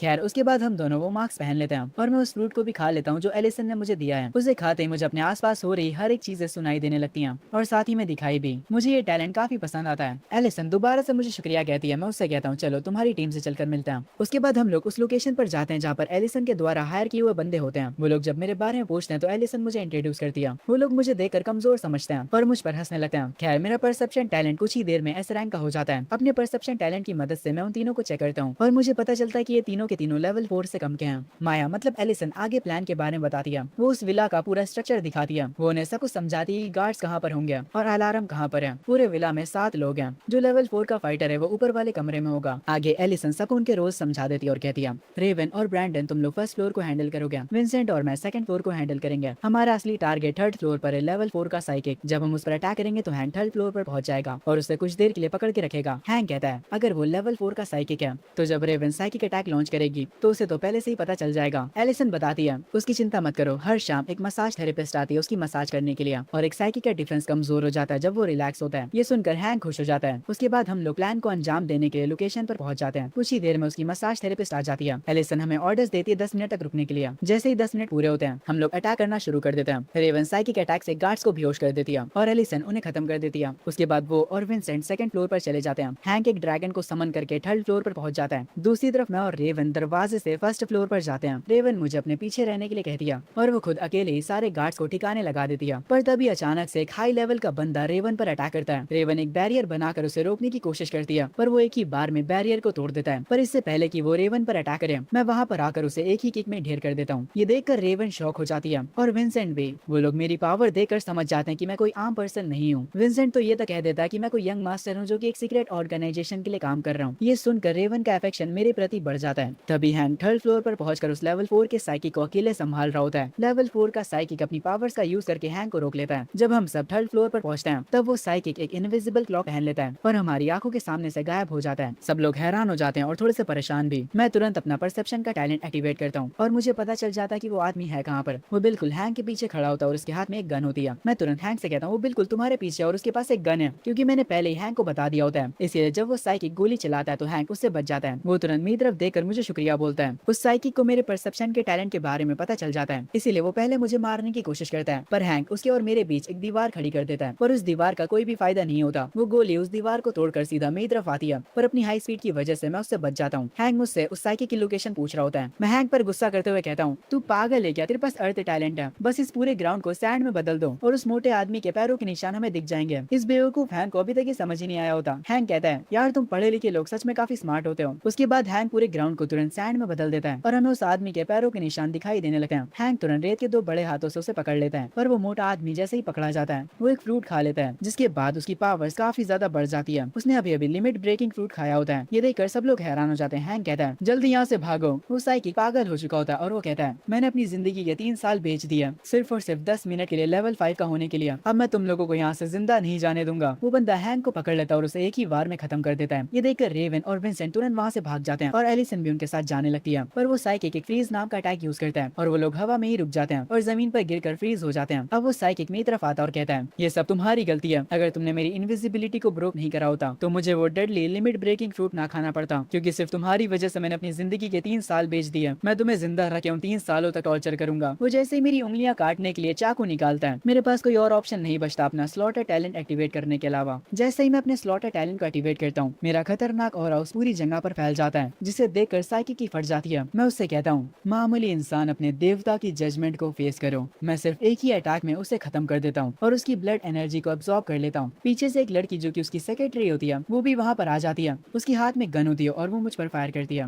वो बुलेट मेरी चीक्स को छूकर निकलती है पर वो जो जख्म होता है वो इंस्टेंटली हील हो जाता है। ये देखकर उसकी सेक्रेटरी घबरा जाती है। मैं बिना किसी रहम के उसे भी मार देता हूँ और उसके बाद अपने स्लॉटर टैलेंट को डीएक्टिवेट कर देता हूँ। जैसे ही स्लॉटर टैलेंट डीएक्टिवेट होता है मेरा पूरा शरीर दर्द करने लगता है और मैं जमीन पर बैठ जाता हूँ। मेरी स्लॉटर पावर ने मेरी सारी ब्लड एनर्जी ड्रेन कर ली होती है। खैर आगे मैं तुरंत ये सोचने लग जाता हूँ कि जब एलिसन उठकर यहाँ पर आएगी तो मैं उसको ये सब कैसे एक्सप्लेन करूंगा। तभी उस साइकिक के फ्रीज अटैक का इफेक्ट खत्म हो जाता है। रेवन और विंसेंट तो वहाँ से गायब हो जाते हैं। एलिसन सिर्फ एक ही चीज सोच रही होती है और वो कहती है मैं ईथन को यहाँ पर अपने साथ लेकर आई थी इसलिए भले ही मैं मर क्यों ना जाऊँ मैं उसे यहाँ पर अकेला छोड़कर नहीं जाऊंगी। एलिसन तुरंत थर्ड फ्लोर पर आ जाती है। पर थर्ड फ्लोर की हालत देखकर वो हैरान हो जाती है। मैं उसके सामने पड़ा हुआ होता हूँ। वैसे मैं एक्टिंग कर रहा हूँ पर ये उसको मत बताना। खैर वो तुरंत मेरे पास आती है। उसे कुछ समझ नहीं आ रहा होता। वो मुझसे पूछती है आखिर क्या हुआ यहाँ पर, क्या उस लेवल 5 के साइकिक को तुमने मारा? मैं एलिसन से कहता हूँ मुझे नहीं पता कि यहाँ पर क्या हुआ, उस साइकिक अटैक के बाद मैं बेहोश हो गया था। जब मैं उठा तो ये साइकिक ऑलरेडी मर चुका था। मेरी दिल की धड़कनें सुनने के बाद एलिसन कहती है तुम्हारा दिल काफी जोर से धड़क रहा है, जरूर से उस लेवल 5 के साइकिक की पावर्स ने इसे डैमेज करा है। हमें जल्दी से तुम्हें हॉस्पिटल लेकर जाना होगा। मैं एलिसन से कहता हूँ हाँ तुम्हें मुझे जल्दी से हॉस्पिटल लेकर जाना होगा। अगर हम थोड़ी देर और यहाँ पर रुके तो मेरी हार्ट कंडीशन अपने आप ही ठीक हो जाएगी। ये सुनकर एलिसन शॉक रह जाती है। मैं उससे कहता हूँ मैं ठीक हूँ, मुझे बस थोड़े आराम की जरूरत है। और हाँ वो साइकिक मर चुका है तो अब वो तुम्हें कुछ बता नहीं पाएगा। एलिसन कहती है कोई बात नहीं, मैं बस खुश हूँ कि तुम जिंदा हो। और हाँ तुम्हारे परसेप्शन टैलेंट के बारे में मैं एक चीज बताना भूल गई थी। जब तुम्हारे परसेप्शन टैलेंट की रैंक और बढ़ जाएगी तो तुम साइकिक पावर्स का इस्तेमाल कर सकते हो और उन पावर्स का इस्तेमाल करके तुम एनिमी की फाइनल मेमोरीज भी देख सकते हो। और तुम फिक्र मत करो, हम इस साइकिक के प्लान का पता लगा ही लेंगे। एलिसन तुरंत उस साइकिक के पास जाती है और उसकी सारी लूट ले लेती है और वो लूट मुझे दे देती है जैसा उसने प्रॉमिस किया था। मैं थोड़ा सा कॉशियस होते हुए उससे कहता हूँ पर इस साइकिक के गियर्स पर ट्रैकिंग मार्क्स हैं, इसकी मदद से इसकी ऑर्गेनाइजेशन मुझे ढूंढ लेगी। तब एलिसन मुझे बताती है तुम फिक्र मत करो, 9 डिवीजन के पास स्पेशल क्लियरेंस है। जब तुम इससे अपने एजिस लिंक से स्कैन करोगे तो हाई एनर्जी रेज सारे मार्क्स को इरेज कर देंगी। ये सुनकर मैं खुश हो जाता हूँ। 9 डिवीजन सच में काफी कमाल किया। मैं उस सारी लूट को अपने एजिस लिंक के स्टोरेज में डाल देता हूँ। जब थोड़ी देर बाद विंसेंट और रेवन थर्ड फ्लोर पर आते तो वो काफी ज्यादा हैरान हो जाते हैं। मैं उनसे पहले ही कह देता हूँ मुझे कुछ भी नहीं पता कि यहाँ पर क्या हुआ, मैं बेहोश हो गया था। शायद से इसको भगवान ने श्राप दिया होगा तभी ये मर गया। मेरी बातें सुनकर उन दोनों का रिएक्शन ऐसे हो जाता है जैसे वो लोग अपने मन में कह रहे हो हमें सब पता है कि यहाँ पर क्या हुआ है, ज्यादा बातें मत बना। विंसेंट कहता है ये पक्का एक यंग मास्टर जो कि किसी ऑर्गेनाइजेशन के अंडर ट्रेनिंग कर रहा है। ये सब सुनने के बाद जो रेवन होती है उसके चेहरे पर एक स्माइल आ जाती है। वो ईथन के करीब आने के बारे में सोचने लगती है। वो जाते हुए मुझसे कहती है मैं पर्सनली तुम्हें काफी सारी कॉम्बैट की टेक्निक सिखा सकती हूँ और साथ ही में मुझे अपना कार्ड भी दे जाती है जिस पर उसका नंबर होता है। उस कार्ड को देखते हुए मैं अपने मन में कहता हूँ आपको मेरे साथ पर्सनली ट्रेनिंग करनी है, माफ करना पर मुझे बड़ी औरतों में इंटरेस्ट नहीं है। ये कहते हुए मैं उसके कार्ड को फेंक देता हूँ। अपने घर वापस आने के बाद मैं एजिस लिंक को एक्टिवेट करके उसे देख रहा होता हूँ। ये सच में काफी कमाल का डिवाइस है। उस कमीने साइकी की जो अंगूठी थी उसमें इतना सारा सामान भरा हुआ है जितना एक स्टूडियो अपार्टमेंट में आ सकता है। एक स्टन बैटन और साथ ही इनविजिबिलिटी क्लॉक और साथ में 7 मिलियन इन कैश। ये साइकी तो सच में बहुत ज्यादा अमीर था। पर तभी उसके सामान में मुझे एक बुक भी मिलती है। मैं तुरंत उसे उठाकर खोल के देखने लगता हूँ। ये एक डायरी होती है। इस डायरी में रिसर्चर मेरे ग्रैंडपा अजूर एम्परर की मदद के बारे में बात कर रहा होता है कि कैसे उन्होंने रिसर्चर की मदद करी एस्केप करने में, वो भी सेक्रेट कैमरा के साथ। जो रिसर्चर था उसने कस्ट क्राफ्ट टैलेंट का इस्तेमाल किया था इस डायरी को कर्सेट बनाने के लिए। अगर ये डायरी किसी अच्छे पर्सन को मिलती है तो आगे चलकर वो लोग सेक्रेट कैमरा के साथ कॉन्ट्रैक्ट फॉर्म कर सकते हैं। पर अगर ये डायरी किसी बुरे पर्सन को मिलती है तो आगे चलकर वो लोग बहुत बुरी मौत मिलेंगे। तभी अचानक से मेरी उंगली पर चोट लग जाती है। ये भी क्या फुद्दू डायरी थी, इसमें ब्लेसिंग्स और कर्सेस दोनों हैं। आखिर ये रिसर्चर्स नॉर्मल डायरी क्यों नहीं लिख सकते? वैसे मेरे पास भी टेमिंग टैलेंट है। अगर मैं किसी तरीके से उस सेक्रेट कैमरा को टेम कर लेता हूँ तो मैं अनस्टॉपेबल हो जाऊंगा। वैसे इस डायरी में मेरे ग्रैंडपा का नाम मेंशन है। ऐसा लगता है कि मैं ट्रैप हो चुका हूँ एक के बाद एक मिस्ट्री में और ये सारी की सारी मिस्ट्रीज एक दूसरे से कनेक्टेड हैं। खैर उसके बाद मैं मिडनाइट में दोबारा से आईने के सामने जाता हूँ। मैं अपने टैलेंट को एक्टिवेट करता हूँ पर चाहे मैं जितनी भी कोशिश कर लूँ ये काम नहीं कर रहा होता। आखिर मुझसे क्या गलती हो रही है? मैंने सबसे पहले जैसा किया था मैं सब कुछ वैसे ही कर रहा हूँ, तो आखिर ये स्लोटर सोवरेन समन क्यों नहीं हो रहा? ओके तो ये पार्ट यहीं पर खत्म होता है। होप सो तुम्हें ये सीरीज पसंद आई होगी। पर्सनली मुझे भी ये सीरीज काफी पसंद आई, इसीलिए मैं इसका सेकंड पार्ट जल्दी ही ला दूंगा। बस इस वीडियो पर तुम्हें 2K कमेंट्स का टारगेट पूरा करना है, तो जल्दी से वीडियो को लाइक करने के बाद कमेंट करो। और हाँ वीडियो को हाइप करना मत भूलना ताकि ये वीडियो ज्यादा से ज्यादा लोगों के पास पहुंच सके। तो कमेंट में मुझे बताओ कि तुम्हें इस वीडियो में सबसे बढ़िया पार्ट कौन सा लगा। मिलते हैं अगली वीडियो में, तब तक के लिए बाय बाय। और हाँ चैनल को सब्सक्राइब कर लो यार, ये कहना कैसे भूल सकता हूँ।